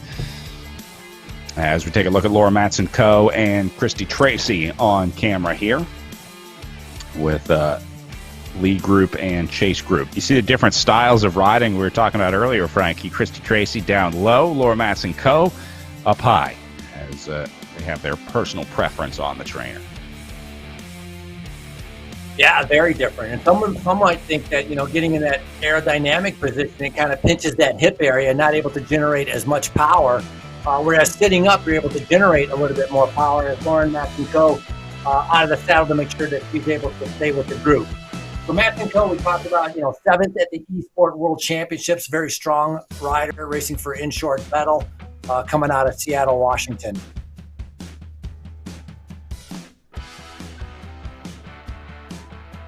Love the overhead view here. Great look at the dynamics of the group and a good look at the gaps as well when this group starts to break up, which it will before the end of the race today. These riders will not finish this close together, that's for sure. Someone's going to step on the gas. 17.6K to go, though, is really tough. You're right in that gray zone where someone like Jackie Godby could probably take a solo flyer and make it, but it would be a gamble. So it looks like she's going to sit in and wait just a little bit. A lot of these riders did do the amateur race a couple weeks ago. It seems like a lot of riders are really valuing the chance to preview the courses, Frankie. The pro riders are eligible to race in the Category 1 field for the amateur races. Now, that doesn't affect the amateur riders getting into the pro races. The pro riders basically don't count towards that competition, so the top 10 still get invites to come race the Pro Echelon Racing League. But doing the amateur races and having a chance to preview the course is a huge advantage when it comes to virtual racing. Yeah, a lot of riders taking advantage of that. At least we saw that in the men's race. And so there were riders that went out and decided to do Giro della Montagna last week, also did Benton Park, to be able to get familiar with the course and kind of get a sense. Because, riding the course compared to racing the course, it's different. So it's much better if you can kind of experience it in a race-style format. Even if it is less riders or maybe not as strong a riders, you kind of get an idea of how to handle the turns, what the climb is going to be like. And that's obviously super important with the Giro della Montagna. I mean, they call the race the hill for a reason, because that hill on the backstretch usually rips everybody's legs apart.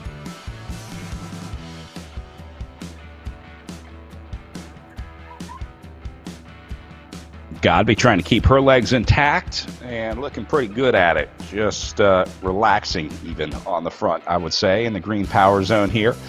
Again, not afraid to put her nose in the wind. There's some riders that just have that, Frankie. Some riders that just have that ability to say, I'll take the lead, I'll sit on the front. They're more comfortable there. They're more comfortable being in control rather than having to respond to the efforts of the other riders around them. So a lot of riders just prefer to ride on the front. I think Jackie Godby is a lot like that. You can kind of look at it like your power or the way that you want to drive your car, right? If you're trying to baby your car, you don't want a lot of acceleration and deceleration. The best thing you can do to to extend the life of your car is just keep it nice and steady, right? You want to just the highway miles versus city miles, as they say. That's what Jackie Godby is trying to do here. She's trying to put highway miles on her legs because she knows the stopping and starting of city miles will wear her out much quicker. And so Godby likes to get to the front and just put on cruise control, set tempo so that she can get in her zone, ride the way that she likes to, and doesn't have to deal with that up and down of trying to respond to somebody else being in charge. Right, and what makes it difficult is that her tempo, her highway mileage speed is at the speed limit. And so not many people can kind of go over that without getting themselves in trouble. They end up redlining themselves if they decide to attack past that speed limit. And so a lot of them just have to sit back and kind of wait and follow. And that's kind of what's happening right now during the middle part of this race.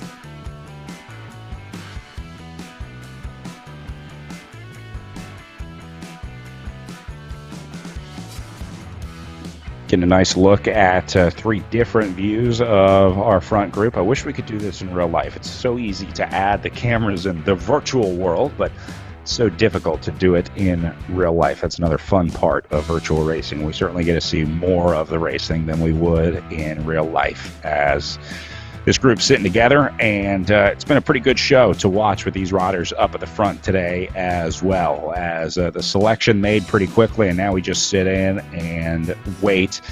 Frankie, good time right now to thank all of our fans out there watching. We're getting a lot of comments in the social media chat, and thank all of our new viewers as well. Got a lot of people tuning in from the Gateway Cup here. Some first-time viewers of virtual racing. I want to bring Mike Weiss back in. Mike, it sounds like you're going to have a lot more visitors in 2021 or 2022 when we get back to this one in real life. You guys do plan on being back in 2021? I mean, is the goal right now to try and hold a Gateway Cup this year? Yeah, I mean, we feel we have a pretty safe date. We're always Labor Day weekend, so, I mean, our hope is, that the North American calendar will pick up at some point. I think Gateway Cup is going to be going up against the big pro race in Baltimore, Maryland. But I think in terms of who we attract, it's every state, every tier. It's not going to be a UCI pro event. But we think there's pent up demand to get out there and and kind of get back to normal. We're couldn't be more excited for a better year, like you said earlier. I know you have been working with your fellow promoters to sort of find the way back, the way to safely get back to real life racing. We're seeing some events starting to be allowed to exist, some more events starting to happen out there. But I think one thing's for sure, we're not going to be back until we're sure that it's safe and we're sure that we can do everything, obviously within the rules and regulations in front of us, but most importantly, keeping everyone safe because, well, no bike race is worth whatever comes along with when we all get together. No bike race is worth getting COVID, that's for sure. Yeah, we were the last domino to fall since we come late in the season, and we were, we had teams emailing us all year long saying they wanted to come race, and finally we're just like, for public welfare and for our staff, we're gonna be patient, and I think, even if we still have to do a lot of things to mitigate risk, we're gonna run the event with everybody's health in mind, and hopefully we'll see some. I want to see Godby come out and race again. I'm excited to see her do this in real life. Yeah, I'm going to take Godby on tour this year. I'm trying to put together like a Jackie Godby touring van so I can just take her around to all the PRT events, because I would absolutely love to see what this kind of power can do in real life. You're absolutely right. It's been really interesting to watch these new riders coming to race here at the Gateway Cup. And Mike, I understand we're going to give an entry to the winners today and tomorrow. If you win the virtual Gateway Cup, you get to come race real life Gateway Cup for free. Yeah, we're gonna hook it up. We want to connect the dots between what you guys are doing with the Echelon Racing League and seeing some of these athletes come visit if they've never been, and if they have been, welcome back. That's what it's about, getting people out to experience the real-life Gateway Cup, and we can't wait until we can do it. Mike, we're going to get back to racing because we saw a couple attacks going away here, so I think I hear your toasted ravioli is almost done. You might want to go check on that. It sounds like it might be burning a little bit.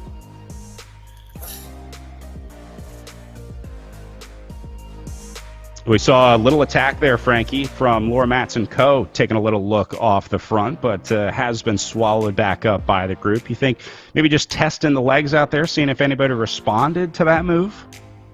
I think trying to see if anybody's willing to be able to go with her on that move, but also testing her legs a little bit. You can get kind of comfortable sitting, a little bit at, 3 watts per kilogram, maybe riding at about, 250, 300. And so you got to be able to, it's going to get hard later on. So you got to kind of stay warmed up. You don't want to be able to really cool down. And so she's, testing, I guess, a little bit to see who's going to do what or who wants to go with her as Godby continues to kind of set her regular tempo. But Brad, you had mentioned about, I think it'd be a great idea to have the Sonar RGT Caravan Tour, where you took out the winner of like Godby and maybe like Ben Thomas, if he ends up winning this overall series, to the Criterium Series across the U.S. and kind of explore and see how they do.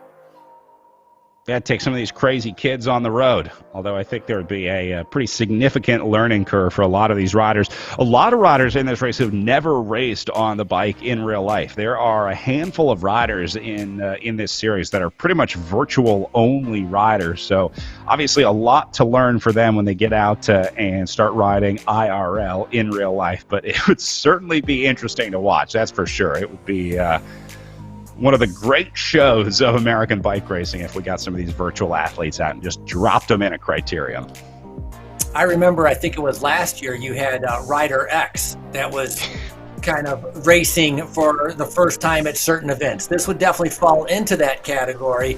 And as you mentioned, last year I found out there's people that only do things indoors. They only ride indoors, they only run indoors, they only swim indoors, they'll prepare for an entire triathlon never going outside, and that blew my mind. I never understood that. And so it's nice to be able to connect the dots between the virtual world and the real world, because I think it's important to do both.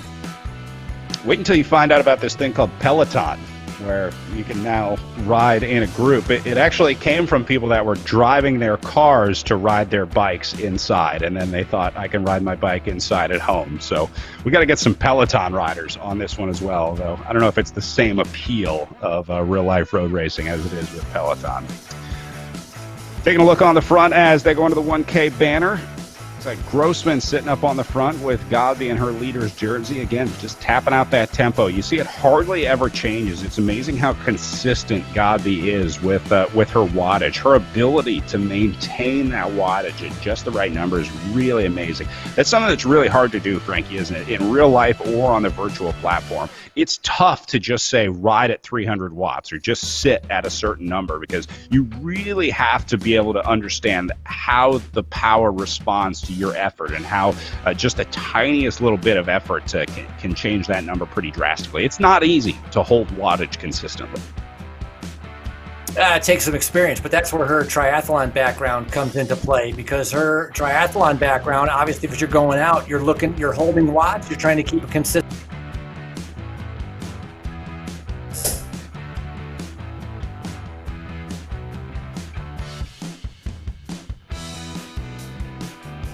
A few good looks at the different groups out there. We'll try and get one more inventory of the riders at the back before we hit the finish here. We'll take a look back through the group here one more time before they hit the final few laps of racing. But I don't think much has changed. I think those solo riders still sitting in 11th, 12th, and 13th, and then a pretty big group back in 14th, 15th, and 16th. So that's Morgan Chafin right there, who you see as the solo rider back in 9th place. She's going to be the first rider behind that lead group of 8. So that's 9th, and then we should see Kristen Faulkner back behind her in 10th, as it looks like Faulkner is now joined up with Krista Doble-Hickok and Anna Rogers. So we'll go ahead and call this 10, 11, and 12 with Doble-Hickok, Faulkner, and Rogers. And Rogers actually going to be a lapped rider. You see her in 16th place right there. So Mallory McCrosty will actually be the next rider, who is somewhere in this group mixed in with Megan Easler, and 13th as she moves up to the front. So this is sort of the second group on the road. There's that small group of 2 with Faulkner and Doble-Hickok, and then we go back to that group Stephanie Sidlick in here at 15. So that means a lot of riders in that group that we just showed you are lapped riders. A lot of riders have gone a lap up or gotten lapped twice and are now sitting in that group. So Sidlick in 15th and then Rogers in 16th. So Rogers is a great example of a rider who's a lap down. She's a lap below Chris Doble-Hickok and Kristen Faulkner, who we saw going by. So a lot of riders starting to get caught up in the traffic here as we go back up to the front again with this group of 8 riders that have made the front selection. Looking like these riders are going to go to the line together with 9 kilometers of racing to go in the women's Giro della Montagna. So kind of surprised at some of the riders, like Godby actually almost sitting back a little bit, almost kind of following, not really pushing the pace as much as she was before, still sitting right at about 4.3 watts per kilogram. And as I say that, she comes back up to the front. Not sure, a little bit taking a little bit of a breather, but as we get into the final 10 kilometers, Canyon Esports has a couple riders in that group, and I think there might be 3 riders from Insured Pedal in this group. And so, how much are having teammates in here going to make a difference? I'm not sure, but it definitely is not going to hurt as as that Insured Pedal group, those 3 riders in the green right there, the Canyon Esports in the purple and blue on the side. Yeah, I think the big advantage for having a teammate in here is the ability to send them early, right? Send someone to attack in the last 5 kilometers and try and draw out some of the other riders, force them to chase. So if you're Ensure, presented by Pedal Power, absolutely try to send someone away and try to force Jackie Godby to chase, because your best case scenario is that Godby falls for the bait, burns herself out, runs out of energy before she gets to the line, and then you can take her in a sprint or a field sprint after that group comes back. So I wouldn't be surprised to see those teams try to launch a late race attack. Now that's easier said than done, because Jackie Godby is going to start to lift the tempo here very soon to make it near impossible for riders to try to get away. She wants as many people redlining as she can get, so that it's a lot harder for them to have the headroom to be able to escape out of the group. So once you see those attacks start to go, expect to see Jackie Godby lift the overall tempo of this group, because she doesn't want anyone to get away late, Frankie. I agree. I think she's comfortable with her power to be able to time trial her power, even in the sprint. She puts it in the right gear.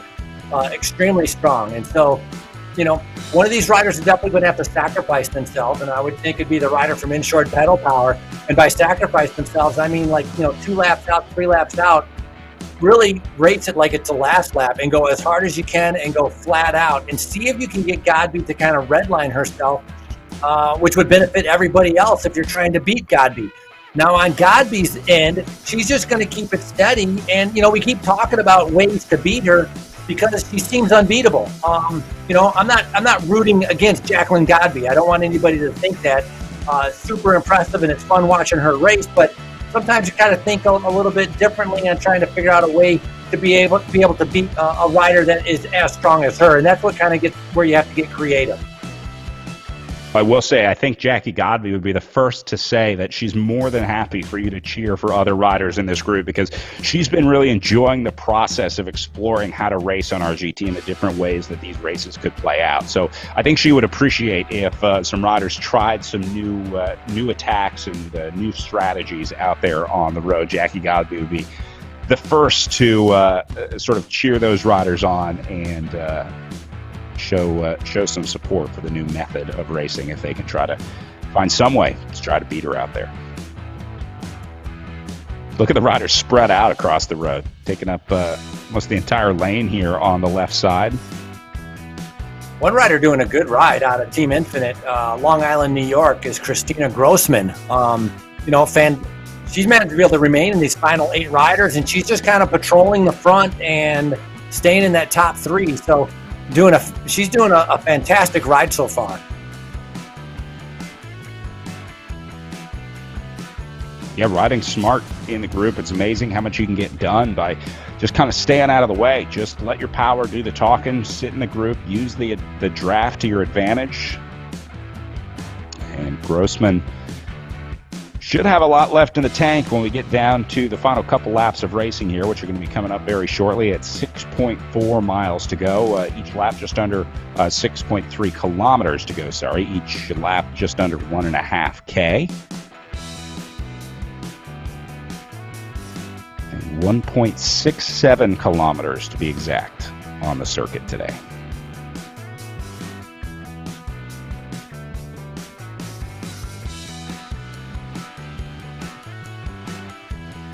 Frankie, I went to public school, but I think that's going to mean 4 laps to go here. I'm pretty close. So moving my abacus around to try to figure this out.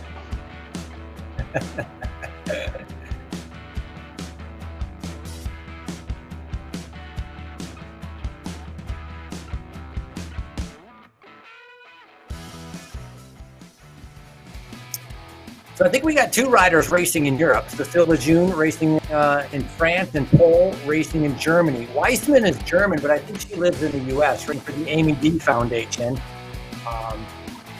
She raced, talked about how her experience with Eleanor Weissman doing over 53 races in 2019. And so she's obviously ridden a ton outside. Big attacks going on right now as Lejeune's the first to strike out. 6.3, 6.4. She was at 7 watts per kilogram. Kind of interesting. I think this is at the top of the course. This was going in between turns 3 and 4 as they get ready to head down. But immediately a reaction from the main talent as Tracy got are the first 2 to latch onto her wheel. Well, this is what you have to do. This is how you have to ride. If you're going to beat Jackie Godby and Christy Tracy, you have to take the fight to them. And Cécile Lejeune has been more than happy to do that today for the Canyon Esports team, launching that attack there as she does get swallowed up here. But that has changed the dynamic of the race here, Frankie. The first rider to attack, and now that's going to unleash 5 kilometers of fury here as our women's race goes down to 3 laps to go next time through. Yeah, I would think this would kind of let the fire up on everybody. They're seeing that, hey, it's now to attack. We're going to see what happened. But also, now to put Godby on full alert, sound off the sirens in her head and start trying to ramp it up. As you had mentioned, Brad, trying to hold right off the kilogram. They're on the slope right now. Looks like 4/10 going up as they get ready to go through. I think this is going to be the top of the course, 3 and 4. So we saw Lejeune being the first rider to attack. Who will be the next?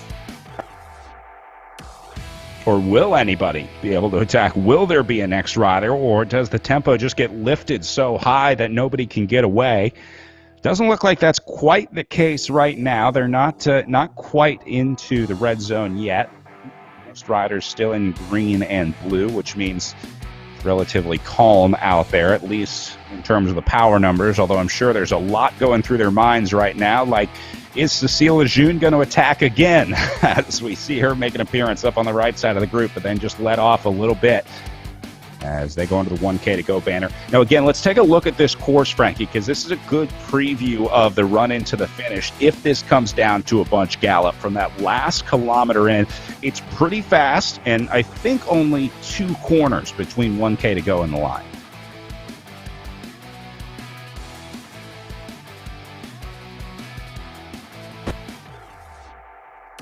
Here goes Godby.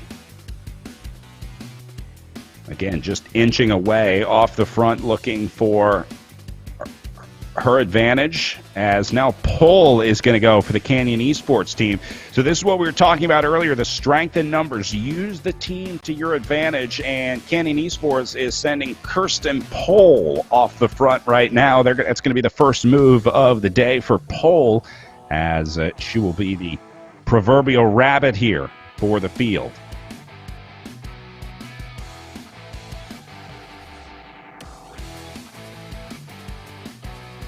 Well, they brought it back, but certainly lifted the tempo.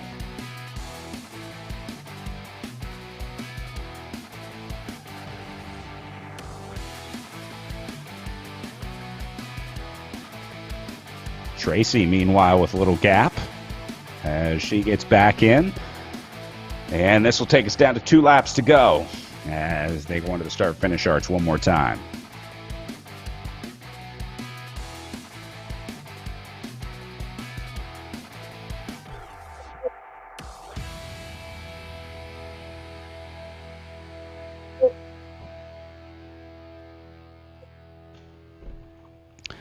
Love this look on the front. You can see not a whole lot of room for these riders to maneuver around the group, but a ton of daylight behind them as, again, if you're not in this group, your race is pretty much over. We're going to see a significant gap from 8th place back to 9th as Kirsten Pohl goes again for Canyon Esports, setting tempo on the front.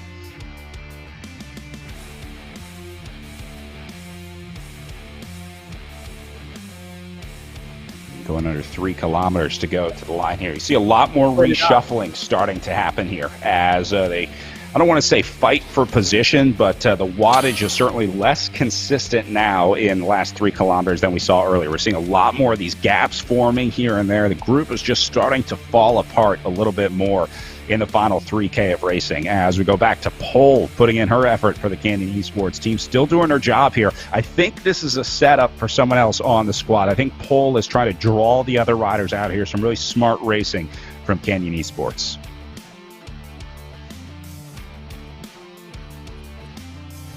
Well, Canyon Esports with the numbers are being able to take advantage of that, and then we have the other riders try to follow up on that, which are the insured pedal power riders. Because Cecilia Lejeune on the front again. It's amazing how Canyon Esports has been able to dominate this group. They have really been the aggressors in the last 5 kilometers of racing. You see a lot of those purple and blue jerseys up on the front. So they definitely had a plan, and it does not involve letting Jackie Godby do what she wants out there. Canyon Esports is really trying to take the fight to Jackie Godby's front door, and I hear some knocking over in Chicago.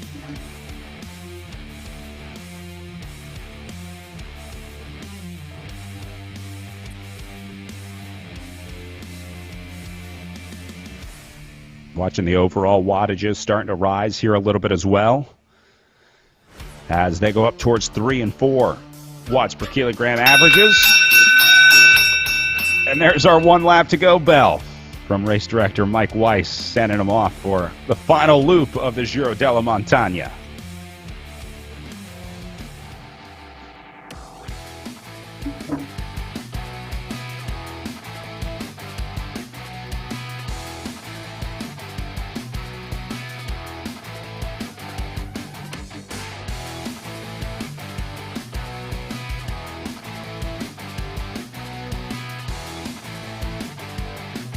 Grossman taking a look at the front here as well.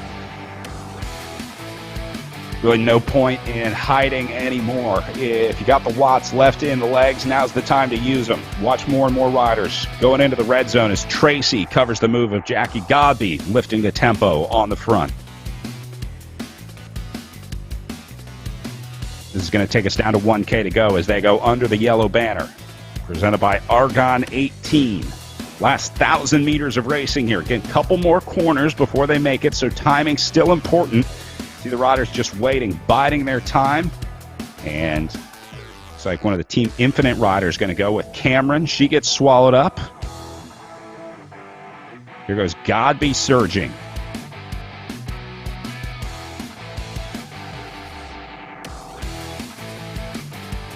Remember, just 2 more turns after this, so this will be the penultimate left-hander here. Godby still sitting on the front.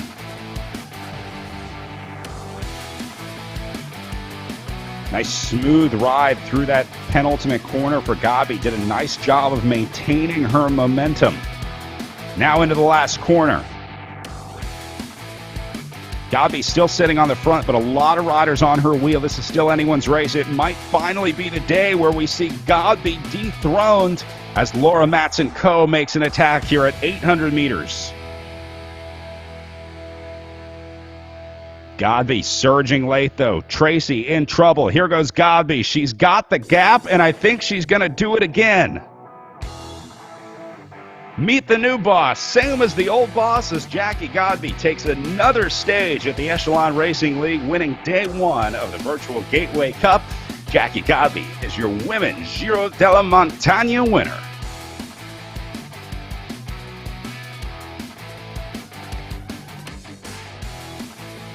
It looks like Laura Matson-Coe going to end up in second, and Kirsten Pohl will take 3rd place on the day as we'll welcome the rest of our riders rolling in. This, again, is going to be Morgan Chafin rolling in for 9th place, who should be solo. That group in front of her are lapped riders that will still have another lap to go around, and that's going to be, I think, 11th, 12th, and 13th place. So we'll keep an eye on them and try and get our top 20 riders in here as we try to welcome the rest of our field, as many riders as we can coming into the group here. Nice ride by Chafin. It's not easy to do what she did today, riding solo all by herself out there in that ninth, I think, position slot. It's pretty tough to be able to maintain that for the entirety of a day of racing out there, but Morgan Chafin doing a great job for the Velocity Vixen team. So big congratulations to her on a consistent effort out there today.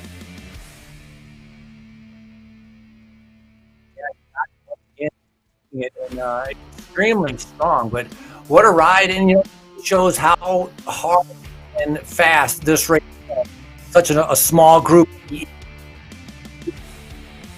other riders are going in.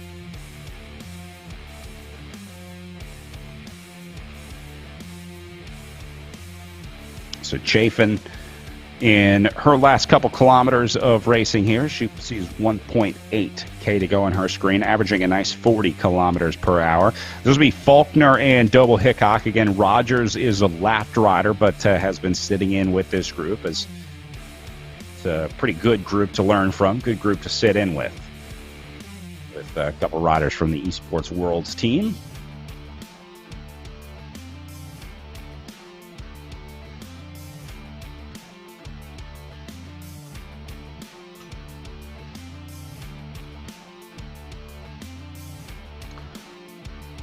There's Krista Doble Hickok finishing up her ride. And see if we can put Kristen Faulkner in here as well. There we go. Pair of riders finishing up. Pair of very strong riders. Surprising to see that these riders fell out of that front group today. Certainly two names, I think, that I would have expected to be in the top 10 with that front group, but maybe just getting caught off guard today, or maybe falling victim to the holiday break in between. A little too much time off the bike, as I know can be easy to do. Like,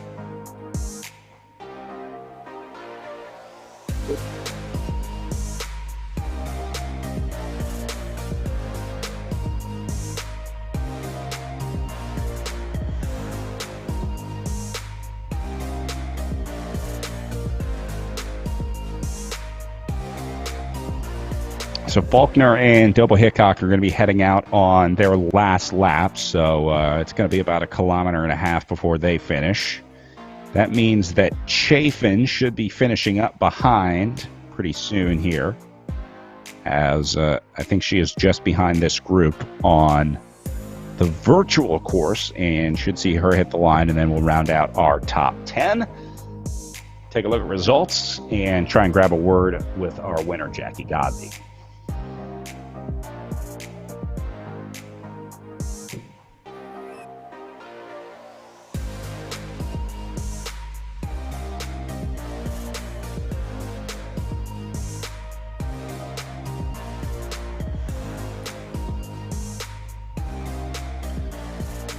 All right, so here's Morgan Chafin coming to the line. Again, this will be good for 9th place on the day.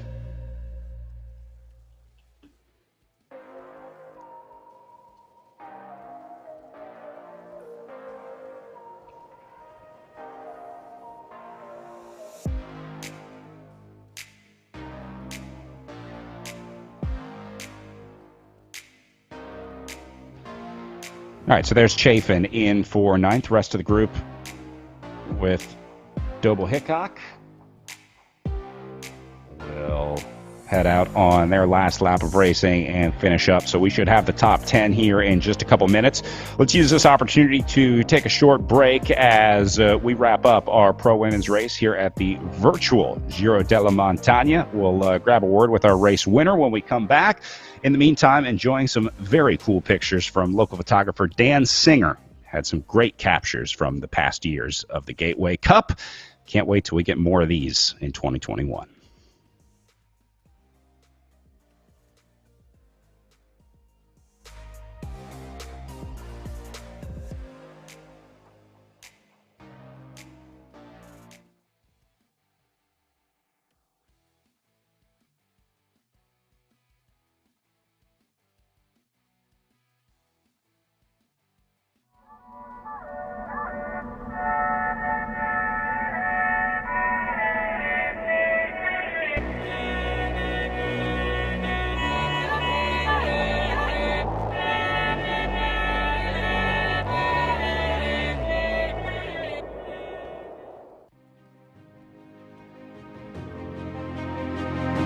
The world is changing. I'm looking to do things better. To improve. Just because it's always been that way doesn't mean it's right. I embrace change. I seek adventure and discovery. I explore the unexplored. To know the unknown. Even in the toughest moments, we ride together. Even in the moments when we're at our limits, We support each other. It's time to move up a level. we push that little bit harder. Changes we make now will make the future better for all. The efforts we put in today Will pay dividends tomorrow. We all have the power to up the game. To build something better. It's not time to play. It's time to get real. It's time to be a game changer.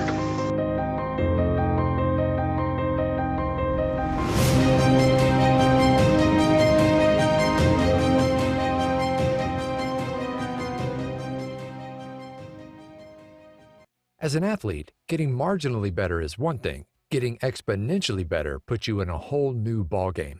Biomoto uses a proprietary digital process to capture movement at 200 frames per second and 70 sensors per foot to measure ground-based forces, resulting in advanced motion analysis that's up to 10 times more accurate than orthotics. It's the data generated by this process that allows Biomoto to construct custom insoles that make athletes faster, stronger, and more stable, and result in an unprecedented 95% success rate.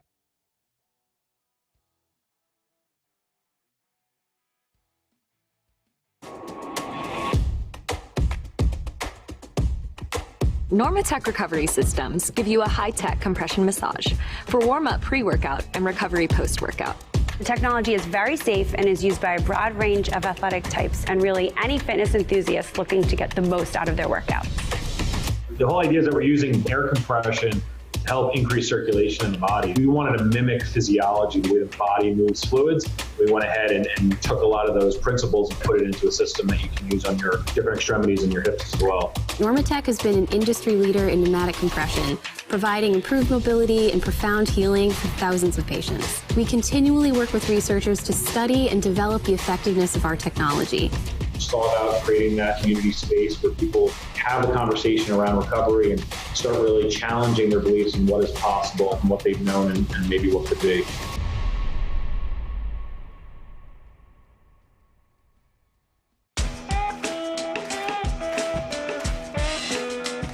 The 2020-21 Echelon Racing League is brought to you by Project Echelon, educating, equipping, and empowering veterans through physical activity.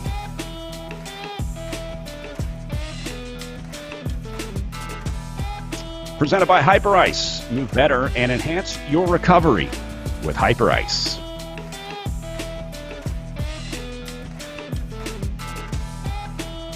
By Biomoto. Find the motor in you.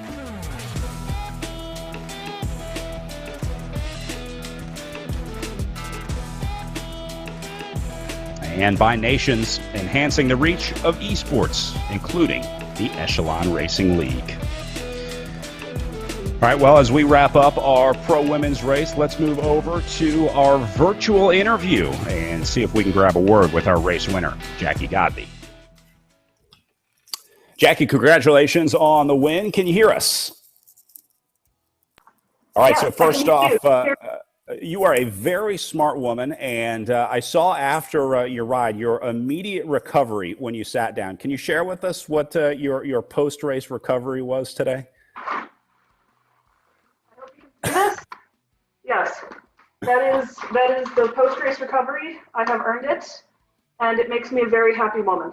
Hey, I noticed you are the eating and drinking is a big part, I think, of your success and your prep. You always seem to have food and water available on the riding, keeping those calories coming in, and you're not afraid to eat real food or fun food that you enjoy eating. That's it seems like that's kind of part of your success. Yeah, I mean, you know, doing triathlons in the past, you know, you really just know that you're going to run out, and so coming to these bike races, coming in with that mentality, I know 45 minutes in, I'm not going to want to eat something that doesn't taste good. And if, you know, I want chocolate, gosh darn, in a 30-mile race where I'm sprinting alongside some of the best women in the world, I get chocolate. And I think, you know, in addition to the fueling strategy, like you said, it also just keeps it fun and happy. Like, who's not going to race for chocolate? I don't think you're going to find any of these racers that don't look forward to something like that at the end. Got to find the motivation where you can get it. Race out there today, pretty straightforward, 4-corner criterium. We've seen courses like this before in the Echelon Racing League, and things seem to play out pretty similar to what we've seen before. That selection being made, a group of 10 riders, and then the sprint to the line. Were you hoping to get some separation today, or are you starting to get more comfortable finishing in a bunch sprint like this? I'm definitely learning how to finish in a bunch sprint a lot better. You know, every time it's a little bit different sprint. On the last criterion sprints, we've been sprinting into a little bit of an uphill. So we've had to start the sprint later. Whereas today, you know, we had that beginning uphill, maybe, you know, 3/4 of a kilometer out. We started building up the power. And then finishing with that big downhill, I think really changed the dynamics. It changed the drafting. It changed who was in front. It changed whether watts or watts per kilo were going to be dominant. So, you know, I started my sprint today a lot further out and didn't hit the sharp, pointy end of it until, you know, a little closer to the line. How big was the effect of those hills? Was it bigger than the corners? I mean, is elevation gain a bigger factor in the game than the corners, or do you think the corners have more impact on a criterium course like this? I think it really depends on the day. You know, with today's course, the corners really were not as big as they were 2 weeks ago. You know, they were much more gentle. We didn't see a lot of people hitting that red forced braking zone. And I know that was actually one of the modifications to the course made after the amateur series last week. So I think we saw a lot smoother efforts today. We didn't see as much acceleration and sprinting out of the turns as we did last week. And that really put the emphasis on that uphill climb and the downhill, I don't want to call it catch up, but maybe churning, that downhill churning effect when everybody was looking for the draft, looking to get ahead or looking to reform the group. And then last question, as we've talked about a lot this season, the importance of prep and recon. Have you had a chance to take a look at the Benton Course Park tomorrow? Not yet. That's tonight's homework. I only have enough room in here for one course at a time. All right, congratulations on a win today, and we'll be looking for you out there tomorrow for day 2 of the Virtual Gateway Cup. Thank you so much. Have a great afternoon.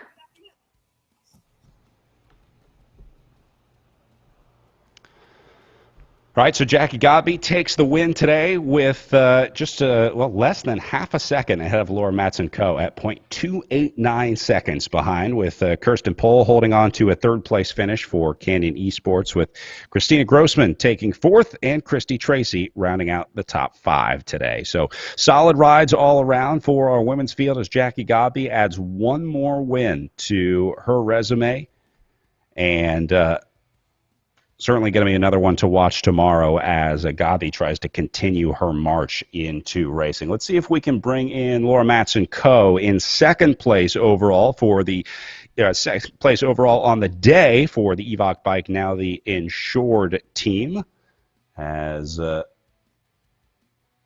team showed a really impressive ride together and got Laura Matson-Coe up into second place. A new rider joining us here in the Echelon Racing. Laura, can you hear us?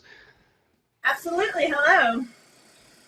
Hey, so congratulations on the ride. First off, an impressive ride against Jackie Godby, because there are very few riders that can take Godby to the line. Were you aware of the riders in this field today? I mean, were there riders with a target on their back for you today? Not at all. I was really out here to learn about RGT, have fun. I find this like kind of lower stress, more playful environment, because I think we're all still learning the game. A lot of slingshotting as people are learning how to feather on, feather off, and I wasn't really targeting anybody. Jackie was on my USA team recently. I adore her. She's amazing. She's also a soon-to-be MD, so really was out here to learn and play and had a blast. Talk about how important that learning curve is, because we've been watching pretty much every rider in this race go through the curve. We're all coming to RGT as pretty new riders to the platform. I mean, is it a significant difference from Zwift? What's the biggest difference for you on RGT versus Zwift? I do feel like it's a big difference. I actually had a meeting with some of the guys on our team, Tom Trawl and Neil, who've done well recently, just to kind of try to get the scoop on it. And one of the things they were really talking about was how to go in and out of these corners. obviously in Zwift you can just hammer and go, but trying to learn how to come in and out of the corners is super fun. Anything change for you tomorrow? I mean, what did you learn today going into a much more technical course tomorrow in Benton Park? A few more corners on that course. Yeah, I think that one of the big things is just being mentally alert. So I have 2 little kids at home and trying to get a good night's sleep and kind of get them tucked in with their grandparents well before the race so that we can get my head into it and get ready to really focus and just work on timing. All right, Laura, congratulations and good luck tomorrow as we look forward to day 2 of the virtual Gateway Cup. Thank you so much. Well, certainly going to be interesting to watch after the riders shake off the cobwebs from the holiday week, break in racing, and now everyone back to it with Jackie Godby getting right back to her old winning ways with the win. Laura Matson-Coe in second, and Kirsten Pohl of the Canyon Esports team in third. We're going to see a lot more of them tomorrow as the racing continues at Benton Park for day 2 of the virtual Gateway Cup. We have an 11 a.m. Eastern Standard Time broadcast start with an 11:10 race start for our pro men. So congratulations to all of our winners here from the virtual Giro della Montagna. For Frankie Andreu, my name is Brad Soner saying thanks for watching, and we'll see you tomorrow for the Benton Park Criterium at the virtual Gateway Cup.